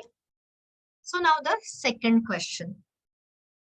When I say supply a parameterized subclass constructor, see, I'm showing you everything on a whiteboard, and then only I'm going to write code, because those who are completely fresh to Java, they have to survive. Okay, so I'll start it for you. So public student. So now can anyone tell me how many arguments, count and answer, how many arguments I need to supply for this constructor? I want the number, guys. Okay, so here, correct answer is 6. Why 6? Here, which are the student is a person. When you think of a student, can you not think that student has to have a first name and a last name? So of course, it will be those first two arguments. And in addition to that, additionally, student has a passing year, course, fees, and marks. So the correct answer is there would be 6 arguments. I'm writing in the short form, first name, last name, and then it will have its year of passing, the course taken, the fees paid, and the marks obtained. Because when you see the student object will have 6 slots plus a class pointer pointing to the student class, which is loaded in the method area. And then initially, first name and last name will be, assigned, memory allocated. And then the remaining year, course and all will follow. So now, this is how we will start the constructor. Now I'll write something and you tell me right or wrong. Okay, because we have entered ID. ID gives you the answer. So this my trick of putting it on the whiteboard. So let me ask you. If I write first name equal to FN, question is, what will happen? Compile time error, runtime error, or none of above? Yes, correct answer is compile time error. Guys, first name and last name are private. I've shown you that table. Can you access the private members in the same packaged subclass? Answer is no. So this will throw you out. So this will 100% give you compiler error. Wait for 2 minutes and we'll confirm. Now you might remember that there's a keyword called as super. So if somebody says, like how we were saying this dot name, what will happen if I say super dot first name equal to fn? Super keyword has two usages. One is to call the superclass constructor. One is to access this. So now what will happen? Compiler error or no error? Answer is still compiler error, JavaC error. Because the moment you make the data member as private, whether you use this or super or whatever, you simply cannot access it outside. So this will definitely produce you compiler error. So now see, I have a problem. I want to initialize my first name and last name of the student, but none of the approaches are working. So what is the solution? Exactly. No method. We are in the constructor, guys. So is there any way, is there any keyword to call the superclass constructor, to call the immediate superclass constructor? Answer is yes. Super followed by round brackets. So if I write this much only, I'm going extremely slow so that everyone understands. Again, I'll get compiler error, no matching superclass constructor. So anyone wants to tell me, how many arguments should I pass here to call this matching constructor? Obvious question. The first two arguments, first name and a last name. So see, the object-oriented principles give you so much of advantage. So here, when you say super fn ln, are we explicitly calling superclass constructor or is your Java compiler calling it implicitly? I for implicit, E for explicit. Of course, this is explicit. Explicitly called. Compiler can only call that, super without any arguments. So now where the control will go? Control will go to the superclass, which will initialize the first name and last name members. Control will come back. So now tell me, if I write only this much, which of the following will be initialized? Choices are first name, last name, graduation year, course, fees and marks. Which will be initialized and which will not? Only the first name and last name. So now what should I do? Now your student class has to take care of its additional data members. So for example, you can say something like, for example, I am going to write it properly anyway, graduation year equal to year and write twice. Dots means, what I mean is, this dot course equal to course or this dot fees equal to fees and marks and all. So this is the complete understanding, trying out with different ways. So spend a minute here. This is what is already supplied. And now we are going to build it. And I'll show you all these problems which I stated that they will come. So you'll confirm and you'll understand. Okay. So let's get started with the actual inheritance part. So here, see, okay. So I'll create another package because I don't want you to mix up in the same package. So use inheritance for multi-level constructor in this. Here I'll create another class, another package, I mean. I'll call it as com.app.core, all these core classes. And should I start writing the person class first or a student first? This is not compulsory. It will be compulsory in case of, same names, method local. We have covered that. When is this compulsory? So of course, I have to start with person. I'll answer your question properly, Rohit, at the time of code writing. Now keep your eyes open. See this word superclass. So implicitly, which is the universal superclass, unless until you say extends, is object. So you don't have to explicitly mention it. What is the implicit word here? Extends from object. Now let's go and finish it fast. Private. string, first name and last name. Everyone understands it? This is for tight encapsulation. Can everyone today is day 4. From day 2, day 3, day 4, you have been writing constructors. Can everyone comfortably write the constructor here without any ambiguity, without any confusion? So what it will be, how many arguments will be there? 2 arguments, which will initialize the complete state. So if you think you are comfortable, then you can use the source code generation. Otherwise, don't do that. So here there is a tab, your source, and in source you have an option, generate constructor using fields. I'm showing you ID tricks. So here you can click on it, generate constructor using fields. It is asking you which is that superclass constructor, the object based, and which are the fields to initialize both. And your coding reduces drastically. So spend a minute. Now let me ask you, Rohit, is using this keyword here compulsory or optional? Not just Rohit, anyone can answer. Of course, compulsory, because the method local variable names and the instance variable names are the same. We have said it long back and many times. But the moment I see this as first name 1, last name 1, then is using this dot first name required or not required? Not compulsory. Okay. So this is how IDE generates it. So I'm keeping it as this. Answer the quick question. When it has inserted super, which class is the control will go to which class?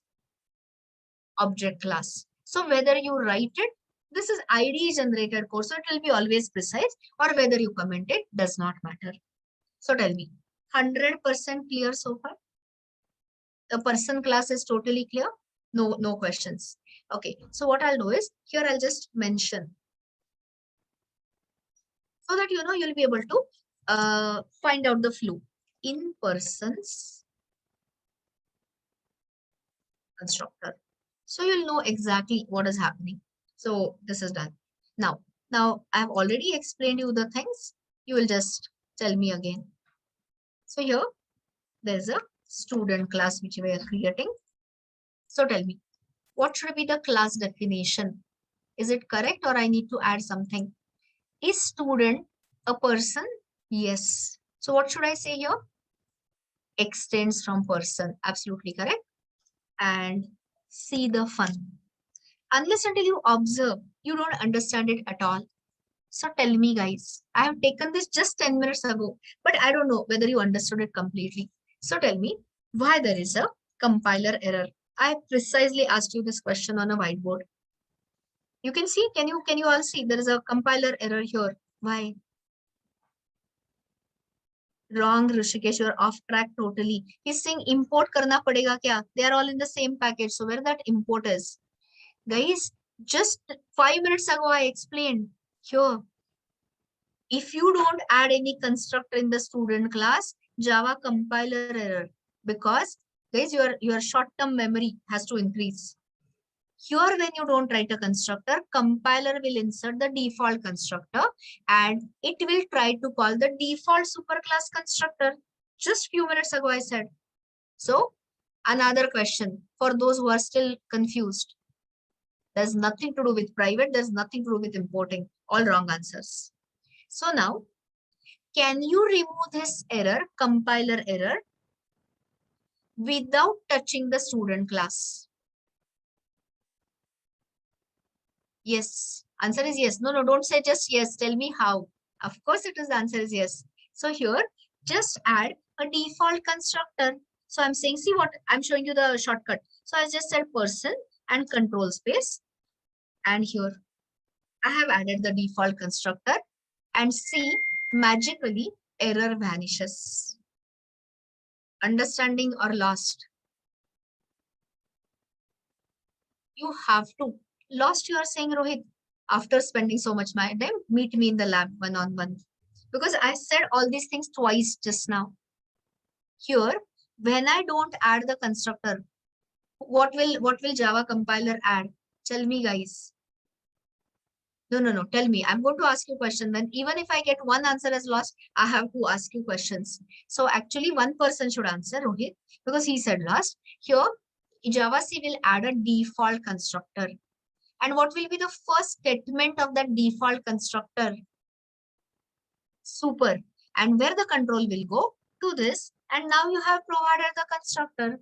That's why no compiler error. So I'll keep the code under comment, control slash. You uncomment it and play with the code till I join the lab session. So now ignore the compiler. So you tell me now, what are the additional members I have to declare here? You remember from that discussion, I hope. So I'm going to add graduation year, course fees and the marks. Okay, so private in graduation year, course now taken. So it's a string course name I'm just taking. Later we will add arrays and all those things. We'll make it more interesting. And then one is what? I forgot. So here, course, fees and marks. Okay. So let's add your fees you are paying and the marks obtained. Okay. So now, so still compiler is cribbing. Compiler will keep cribbing, ignore it. So now tell me, what should I add here? Parameterized constructor or default constructor? Answer is parameterized constructor. So add, listen to the comment I'm writing. Add a parameterized constructor to initialize. I'll give you a break after this immediately. After this is done. To initialize complete state of a student. So first tell me, how many data members are there in the complete state of student? Count and answer. Everyone is now clearly answering because from your responses, I get a clarity whether you are there or not. So, of course, guys, be with me. You cannot access the first name and last name from the student, agreed, because they are private. The moment you step outside, the scope is gone. But if when you create the object of the student, in that object of the student, of course, student has a name. So there would be data members. So you are anyway answered it correctly. I'll not generate, we will write it together. Why I'm making the constructor public? Because I'm going to write a tester in some other package. So that public student, let me just check whether public person also, yeah. So this is all good. And here you have to add 6 arguments, complete state. So should I start by initializing the first name, last name or student additional? Of course, first name, last name here. So here I'm saying string, first name, string. I'll stick to the good programming norms. String, last name. Okay, next one. What should be the next one? See, the sequence can change. It doesn't matter, but it's that's the way we typically write it. So then you can have in year or okay, let's follow the norms. Grad year so that people are not confused. Then you have string course and then I have double. This can be generated, but first day don't generate, write it yourself. Marks. Okay, so this is done. Now tell me the next statement I should write. Yes, please. What should be the first statement here? I hope you are writing it correctly. A super with arguments or without arguments. See this, guys. If you say this, still compiler scribbing because there is no matching constructor. Just take the cursor here. The constructor person is undefined.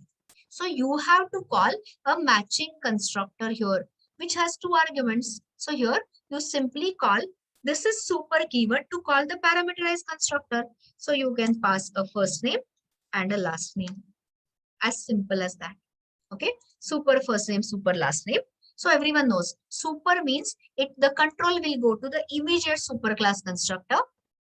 How do you know what I'm telling is correct or not? You will see this in person's constructor. Then the control comes back. By the way, yesterday somebody asked and I told him that I will explain it later. If I say here in student constructor, These are all typical questions, popular questions asked. And you can see that there is a compiler error. Anyone wants to tell me why? I've given in the readme somewhere. Why there is a compiler error now? Because the super keyword, the invocation of the super or invocation of this with the round brackets has to be the first statement in the constructor. So I'll have to swap it. First, I'll have to call superclass constructor. To straight view, you cannot add because the first statement has to be super. If you write it explicitly, then you can add whatever and then tell me. Now tell me if you're still confused, will I require this dot grad here or simply grad here? Of course, I'll require this dot grad here. Otherwise, how can you unhide? So here I'm saying this dot grad here equal to graduation here. I'm finishing it fast. You keep observing. This part is taken on the day before. Then you have this dot piece. And here you have this dot marks.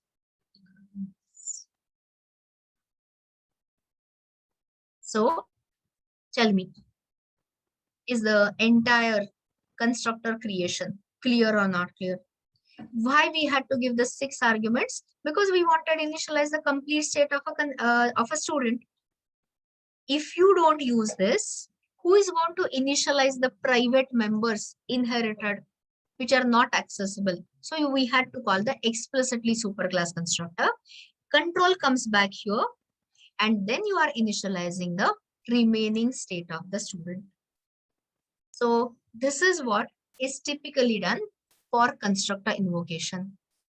So let us take a quick break of 10 minutes and I'll share the code with you if you want. And after coming from break, you are going to dictate faculty class on your own. That's your task. So just a minute. In case you want it, you take it. Otherwise, in the lunch break, I'll be, of course, sharing everything. So I'm sending you person.java. In case anyone wants it, I'm sending you student.java. And looking at it, you are going to dictate after 10 minutes break how to write faculty. And then we will test it together. So let's have a 10 minutes break and then continue.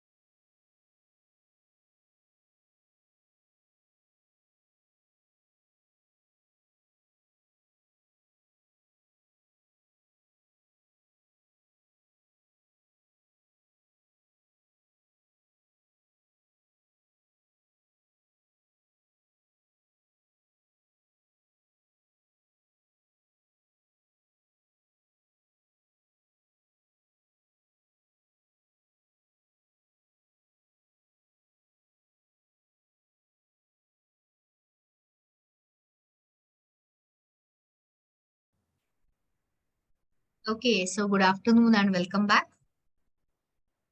We'll just recap what I said regarding student, and you are going to give me the whole dictation or a whole suggestion for the faculty. So this is what is your student class, which is the keyword we use for inheritance is extends, and the whole idea about inheritance is reusability. So since student extends a person, sitting in student class, you cannot directly access first name, last name because they are private, tight encapsulation. But you can definitely, whenever you create an object of a student, there would be memory allocated first for class pointer, then first name, last name, and the remaining members. So if you want to initialize the complete state of a student, of course, it has to include, how can you imagine a student without the name? So it has to be first name, last name, year of passing, course, and the additional details. So which is the keyword to call immediate superclass constructor? Answer is super followed by round brackets. So tell me, which is the one which your compiler will call implicitly? Default superclass constructor or parameterized superclass constructor? Answer is default. But then in that case, what will happen is you won't get a chance to initialize the members. You will get a compiler error if the default is missing. So here we are explicitly invoking. What is I'm invoking? Matching. Matching word is important. Matching argument wise. Matching. Okay, I'll say invoking immediate superclasses matching constructor. All the words are very important for you to notice. And then with the control comes back, and then we are initializing the remaining state. So I have spent enough time. Now tell me verbally, and I'll start writing. So what will be the class definition of faculty? It's almost identical. So I think everyone should be able to manage. Public class faculty extends a person. How many data members you are going to add here? 2 members, years of experience and subject matter expertise. Now start telling. If you add only this, what will you get is the compiler error. Why? Because subclass constructor will automatically call default subclass constructor, which will automatically call default superclass constructor, which is missing. So that. So now answer the question. How many arguments? I'll have to add a parameterized constructor. How many arguments we will have to add? Correct answer is 4. Absolutely. So which will be those arguments? Anyone wants to give me the list? I've given you sufficient time to think over it. 4 is right answer. Which arguments, please? Absolutely correct. First name, last name for initializing the state from that superclass, and then years of experience and the subject matter expertise. What should be the first statement in our faculty's constructor? Super. No, don't just say super. Give me the full syntax. Super followed by first name and last name. And then, so when the control comes back, which are the only 2 fields you have to initialize in this class? Years of experience and subject matter expertise. So I hope you are suitably clear. Let's start writing and confirm the whatever we are saying is correct or not. So here, let me add another class, faculty. Let's say finish. Extends from person. The moment you do this, immediately compiler will shout, see this, implicit super constructor person is undefined for the default constructor. Must define an explicit constructor. See, compiler tells you everything. You just have to read the error message and respond. So start. What are the data members here we are going to add? Int experience or years of experience, something.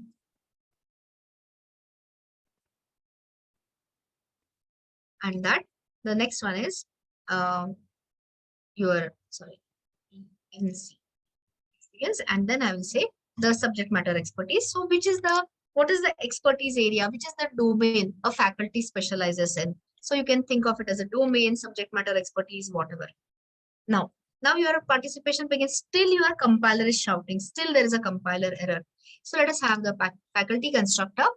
Tell me, I just said FAC and control space generated.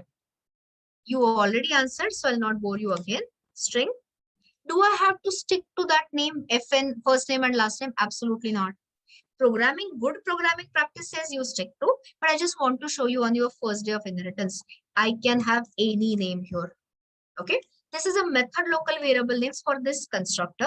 And then of course I can have good this. So again, I'm showing you, see, different classes, different code samples tell you different things. And sorry, string SME, I can't really think of anything else. So tell me, what should be the first line? Everyone knows. Call to the immediate superclass constructor with FN and LN. And after that, your compiler will be satisfied. Till now, compiler was cribbing. So this is your explicit superclass. I'll copy the, because it is the same thing. So whenever you are revising from the code, please read the comments. Explicitly invoking immediate superclasses matching constructor. And which two fields are uninitialized or default initialized? Years of experience. So years of experience equal to, is there any need to add a this dot years dot experience, years of experience? Nothing, because this variable name and this variable name, instance variable name and local variable name, I have kept it separate. That's not a good suggestion, but just to show you. And of course, since this SME instance variable and this is same, here I'll have to use this dot SME equal to SME. Otherwise, you'll see the null value sitting here. And to confirm whether what we are saying is correct or not, in faculty constructor. Understood the faculty class completely? Guys who know Java as well as who are completely freshers. I'm treating you, all of you, as complete freshers. I'm not assuming a single word of anything. So this is how we discussed it. So do refer whenever you are doing the revision in the lab session. Do go through this, that readme inheritance polymorphism. We are not into polymorphism part. We are still into inheritance part. Go through this whiteboard and go through the code sample. And that should give you complete clarity. Now, so now let me write a tester to confirm whatever we have done is working or not. So click on src, C, and creating a package as the tester. And here I'm writing test constructor invocation. If you'll say that you have written it already, but that was for multi-level. This is for a single level in this. And here, for testing this, I'm not really going to attach a scanner and all that. You can attach the scanner, by the way. Currently, I'm just giving the hard-coded inputs. So here I'm saying create student object. And then we will, once you understand that, we are going to create the faculty instance also. So one at a time. So here, tell me, will I need to import the student and the faculty in student class? Only 2 arguments. Have I made a mistake? In student class, where were you watching? I had shared the code also. So I don't know what are you talking about, Shubham. Look at this. So I've already written it properly. I don't think I made a mistake. In the person class, there is a 2 argument constructor. Anyway, you'll have the code after this session. So have a look at it. Okay, so now I was asking you, if I want to create a student class instance, do I need to import the student class? Of course, yes. I'm setting in a separate package. So first thing is import. There's no static import. I'm not talking about static members here. So import. What is the package name? com.app.core. And currently I'm saying star. Or you can say specifically student also. So here, I'm just creating a student. Student 1. equal to new student. And here I'm going to assign I'm going to hard code the first name and all that. So suppose I say first name is Rama. See, something. And graduation year, it's an int. So let's say 2020, suppose. Then is the course taken. So here, these are the strings. So which I'm giving the strings in the hard-coded manner. Later, when we have more time, we will of course take everything from the user using scanner. So the course taken, suppose is CDAC. And the fees paid are, let's say, 1, 2, 3, 4, 5. And here the marks obtained in the last, this is 79. So just creating a student object. So now tell me, when I run this code, what is the expected output? Don't go by memory, go by understanding. So here, solve it with me. When I call this, where the control will go? To student class constructor. So is it going to print in student constructor directly? Of course not. Why? Because you have explicitly called the matching superclass constructor. So constructor call, control will go here. It will print in person's constructor. To be fair, to be correct, actually it is going to call super to call the object classes constructor. Then it returns and prints person's constructor. Initializes the name which is taken from the person, first name and last name. Constructor returns here, control returns here. Then it will print this, and then it will set the initial. It will initialize the remaining state. Please confirm. That is why I add a lot of SOPs so that you can understand the flow. So is it matching? Is your understanding matching with the output? Is it all clear? So now test the same thing with the faculty. So here, let me add a, separator. And here, let's create the faculty instance. And confirm whether it works in a expected manner. Okay, so you can later replace it by scanner and all that. We will do that. Faculty 1 maybe.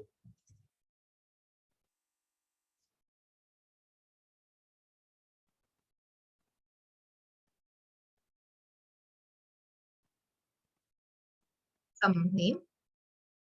Say suppose expertise is 10 years. She's been teaching, and maybe Java, React, whatever, Angular, or you can say NoSQL databases, something. These are her maybe expertise areas. Some data, some hardcoded data. Okay, so here you are creating the faculty class instance with some of her details. So here, when these two lines are executed, how many objects of the student type will be created? How many objects of the faculty and how many of the type person?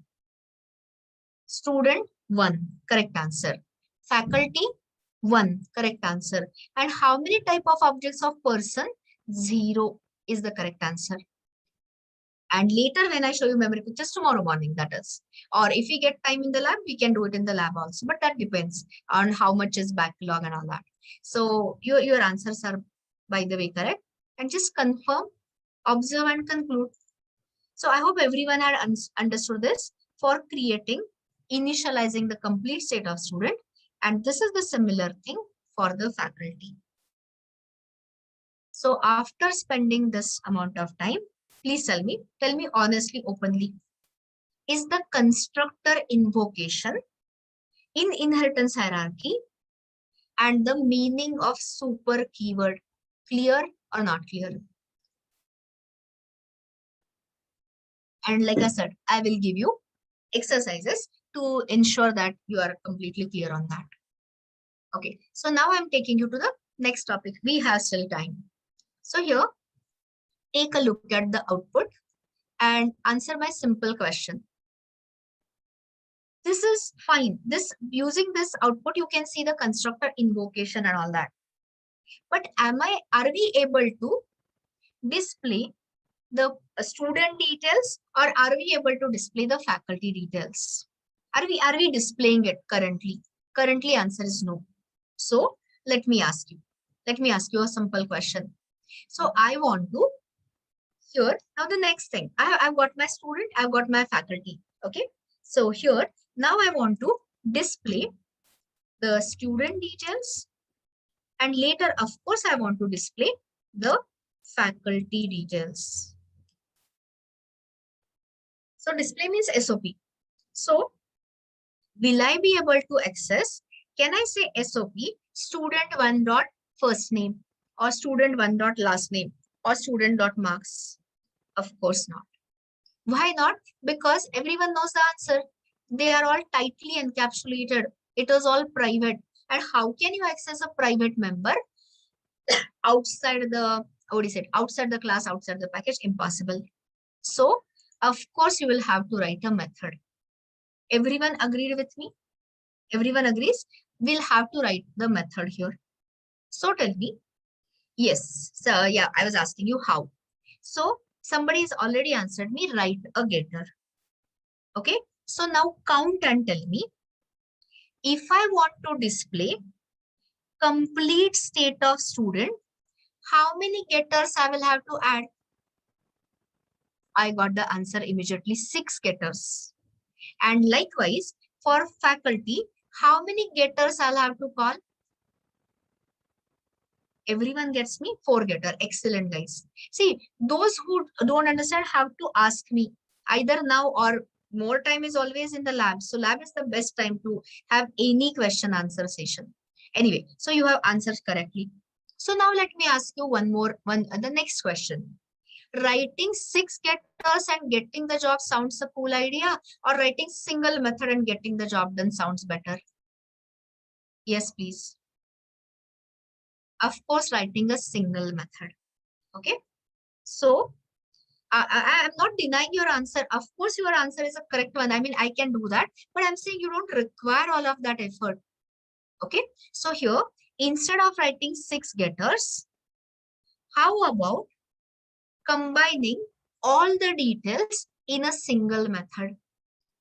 Okay. So here, getter is lengthier approach. Yes, Shubham. So now let me ask you, can I add to the student class a method such as get student details and get the job done? And the return type will be what? String. Okay. So I can do that. Similarly, can I add a method in the faculty class saying public string, get faculty details, 0 arguments, and get the whole complete details of the faculty? Yes. But now see the point, guys. Step back and see the point. Here, I have just talked about 2 types, student and a faculty. When this scenario grows, I might have what? The guest lecturer, or, industry expert, or your, what do you say, course coordinator, center head, so many, and they are all persons. So what it will mean is, how does it sound? I'll give you options always. Adding separate method, get student details, get faculty details, get your course coordinator details, get your center head details sounds better, or sticking to standard functionality sounds better? Yes, one. Yes, please. Of course, sticking to standard functionality sounds better. So again, my analogy.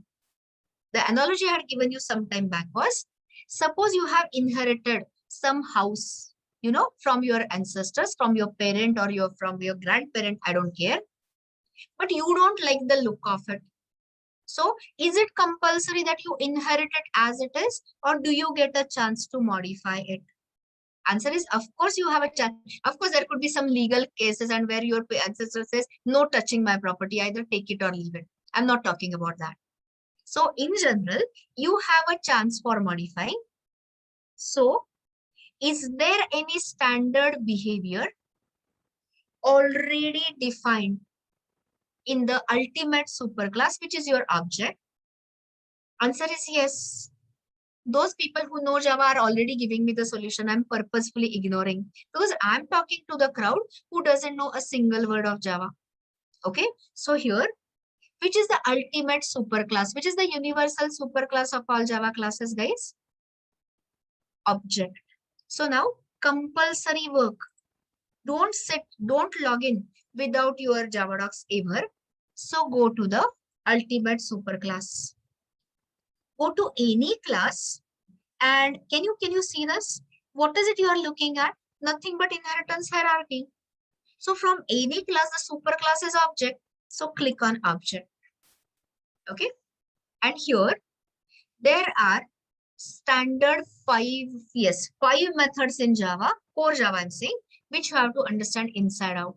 Today you are going to learn 1 out of 5. Ask your seniors, they are in the interview phases and all. Some of them already are sending me message that we got selected and all that, which is such a happy message for me.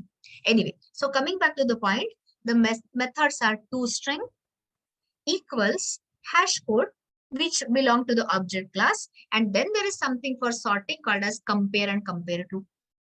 So these are 5 methods, extremely important in core Java. We are starting with the first one. So this is a concept, which is an easy one, but for the first time, it requires some time. So here, let me ask you, what is this toString? ToString is the method, which is the method. It is a method of which class? Tell me, you are looking at a method toString. To which class it belongs to? Object class. Everyone with me? Next one. No. You are wrong. You are late. Somebody said arrays. Wrong. I came from arrays to object. You missed that. Guys who are making such a mistake, first leave everything and join Java docs. I already went from arrays to object. I think you missed that. So this is a method of the object class. That arrays.toString was a static method. I'm not talking about that. This is your object class API. Okay, and read the method declaration. Is it a static method or non-static method? S or NS, non-static. What is the method name? ToString. And read this. Returns a string representation of the object. Okay. So here it tells you. So you will say which string representation? I don't understand a word. Of course you won't, unless until you read the details. So see the details. If you use the inherited version as it is, equivalent to if you start living in the house which has been given to you, which has been passed down to you from your ancestors without modifying. So what is that toString default will return?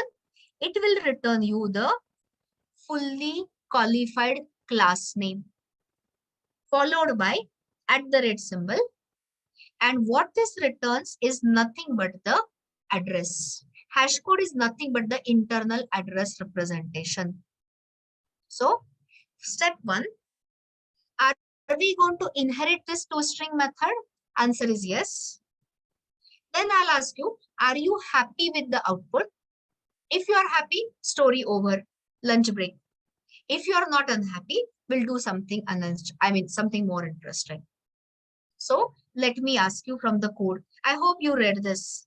I just want to confirm whatever we are saying is correct or not. So the concept and the hands-on has to go together. So let me just, go to this. And here I'm saying SOP. And I have a question, small question for you. I'm purposefully removing that semicolon. So if I say student1 dot toString, after adding the semicolon, compile time error or no error? I'll repeat the question. I said, after you add the semicolon, do you expect to see the compiler error? Of course not. Anyone wants to tell me why you are not getting any error? So what are, okay, you explain. No. Public is not the correct answer. You are using the inherited API. And unless until now, I'll talk about public things, Yogesh, you are saying. The private members are not inherited. About default protected public, we'll discuss differently. But public members are available. directly accessible. So this works. Okay. But now answer the question, please. Again, I'm repeating the question. Are we calling here student classes toString, or are we calling here object classes toString? O for object, S for student. Of course, object class. So now observe and conclude. So here, take a look at this. So this is your output. Can you understand it from left to right? I'll highlight. Anyone wants to tell me, what are you looking at? What is it which it is printing? No, I want a proper word. I keep using proper words so many times. Yes, fully qualified class name. Don't be non-technical. Don't be like, loose in answering. Fully qualified class name, which includes a package, sub-package, class name, etc. Yes, that is the only answer I'll accept. Then use your @ symbol to indicate where your object is sitting in the heap. So this is your hash code value, which is equivalent to some internal address representation. So now my import, okay, by the way, did you understand? This is your fully qualified class name, get class.getName @ hash code. So now tell me, is this a useful print? Is this a useful, details, or are they useless? I hope everyone agrees. They are completely useless because I'm not understanding anything of a student, neither first name, last name, marks, or whatever. So again, the analogy. You had two options. Either inherit the property as it is or do the modification. So what is it you want? Are you happy with the inherited form of the toString? No. So can you do the modification? Answer is yes. Of course, there are tons of rules, but looking at time, the polymorphism topic from start to end, we are going to take it tomorrow. But I need to show you. And once you see how it is, how easy it is, I'll tell you for doing some readme. So open the student class. I want to override it here. Oh, okay, it is modification is called as method overriding, which is nothing but your runtime polymorphism. So here, modifying. I'll give you incomplete comments. Modifying the inherited form, inherited method, which is the method we have inherited as toString. Okay, so there are very important rules regarding method overriding, all of that tomorrow. So I've given it in writing, but I'll explain them tomorrow.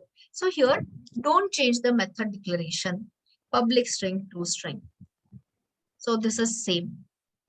Now I want to say, I am printing, I don't know, I could be printing student details, faculty details, my CEO's details or whatever. So here I'm starting with a string. So what I'm printing is the student details.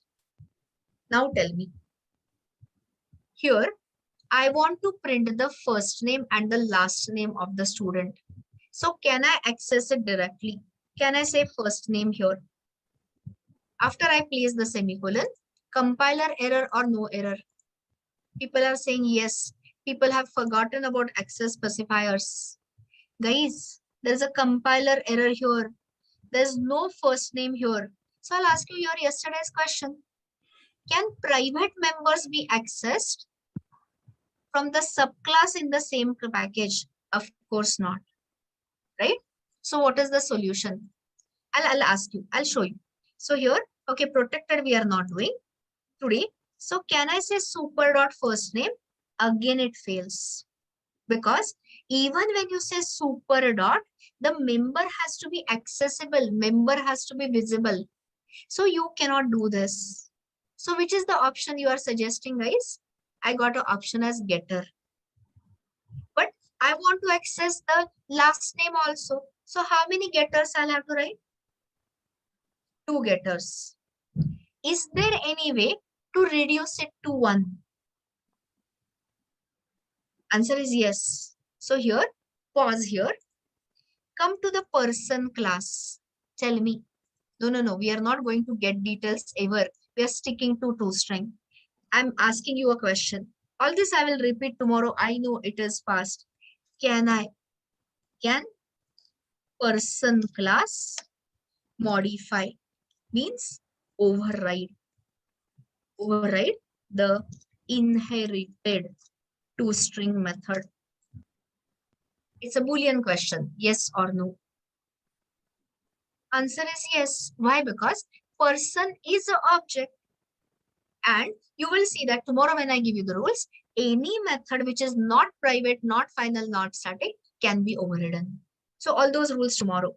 So here, public string toString. I'll wait here for a minute.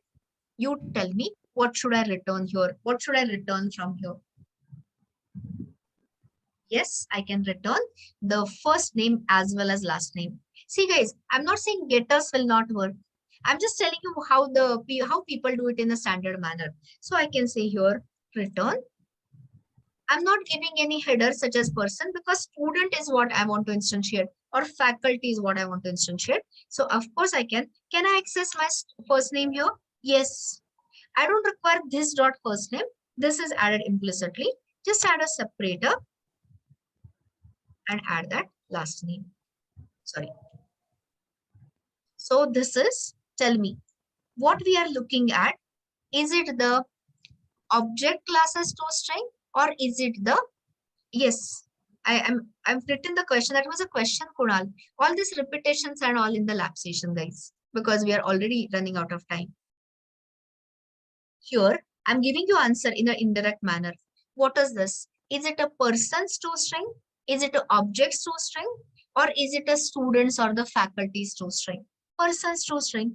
So here, person has decided to modify, as in override, change it, overriding control, you know that. So replace, overriding is basically replace the inherited form of toString method. So answer to that question was yes. And this is the example of it. So person class or other person's toString is returning first name and last name. So this looks okay. At least no compiler error. Now tell me. So here, can I call? Now see go from the access specifiers. This method is public. So can I access the public method from the subclass? Answer is yes. So if I write, for example, toString. So here you can see the error message here. So when you say toString, see this. Okay, I'll see it as this dot toString. So here, okay, it is, oh, I'm sorry. No, that was not the mistake. My mistake was something else. I did not return this. Okay, so my mistake. Tell me, if I write it as this, what will happen? Yeah, I was forgetting the return keyword. Yes, you're right, Abhishek. Tell me what will happen. Answer is recursion. When you say toString, which toString it will call? Whose toString it will call? Quickly. Will it call the student's toString or will it call the person's toString? Answer is student's toString. And the method calling itself is nothing but an infinite loop or recursion. And you will soon see Stack Overflow within a fraction of a second. So, is there any keyword to explicitly call the superclasses functionality?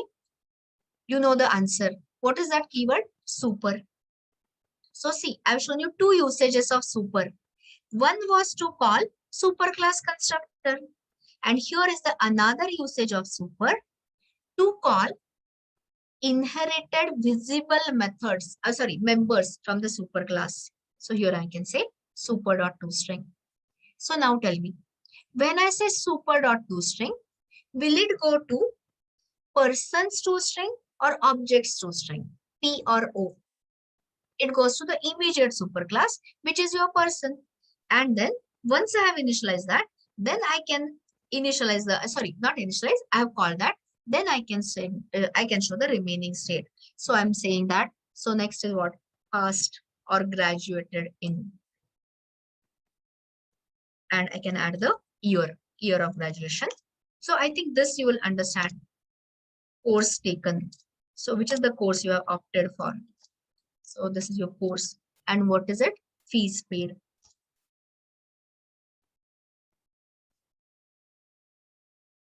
All of this gets generated, but you are not allowed to generate it today. You are supposed to write it today. And here the marks obtained.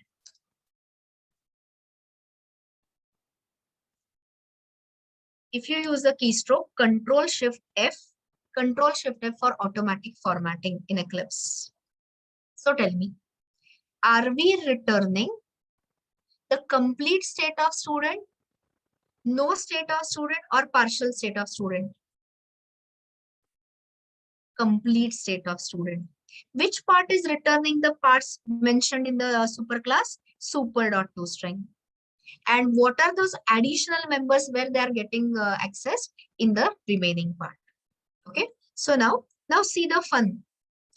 I'm not touching any tester code. I'm just going to run it again and tell me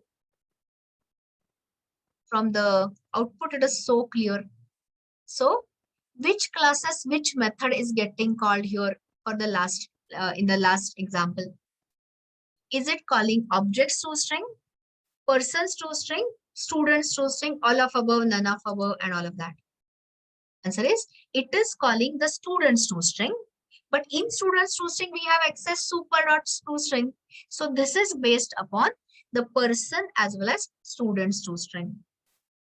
Last statement from today's session, because I need to confirm whether you are understood or not. So here, tell me, when I said display faculty details, let me do that. Just a 1 minute task. So if I do it as faculty 1, answer quickly. I know it's a stretch, little bit stretch. So when I run this, explain the output. You are not getting that, what is it called, address or hash code based output. You are getting the faculty name, Kiran Muzumdar. Why? Are you understanding what was interesting about it? I know it is late, but still I'm trying to ask. Because when you say faculty 1.toString, where the control will go? Control will go to faculty. Have we overridden here any toString? Quickly, answer. Have you modified? Answer is no. So it will use the inherited form. But what is the superclass of faculty? A person. So here it is printing nothing but it is accessing the person's toString and giving you the first name and last name of the faculty. Understood what you saw? Of course, I'll repeat it in the lab session whenever we are together. But these are not the complete details. It is just, I'm just getting the access to her first name and last name. How about her experience in years? And how about SME? So in short, tell me, what should I do to get the complete details of faculty? I have to override, I have to modify the toString method from faculty. So what I'll do is I'll just copy it from here. Of course, I'll have to make the changes, but the comment and all is the same. Modifying the inherited method toString from the person, because the top level is person. So here I'm saying this is a faculty here. Tell me, change or no change? Answer is no change, because I still need to access her first name and a last name. And here, teaching for, training for, teaching for. Okay, so teaching for whatever years of experience. And then I'll say expert in which technologies, which domain. Control Shift F for formatting. So you get a chance to override if you're not happy with the inherited members means behavior functionality, you can modify it. And without causing the further delay, just take a look at the output and tell me, are you able to access or are you able to see the complete state of student as well as faculty? Answer is yes.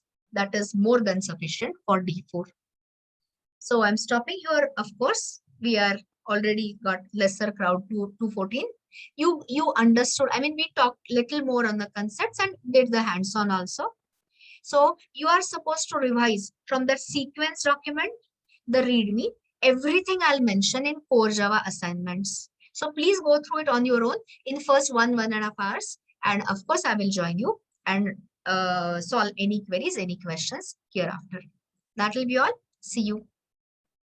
Okay, toString is the standard form. Yes, that is how we stick to it. So that will be all. See you around in the lab session.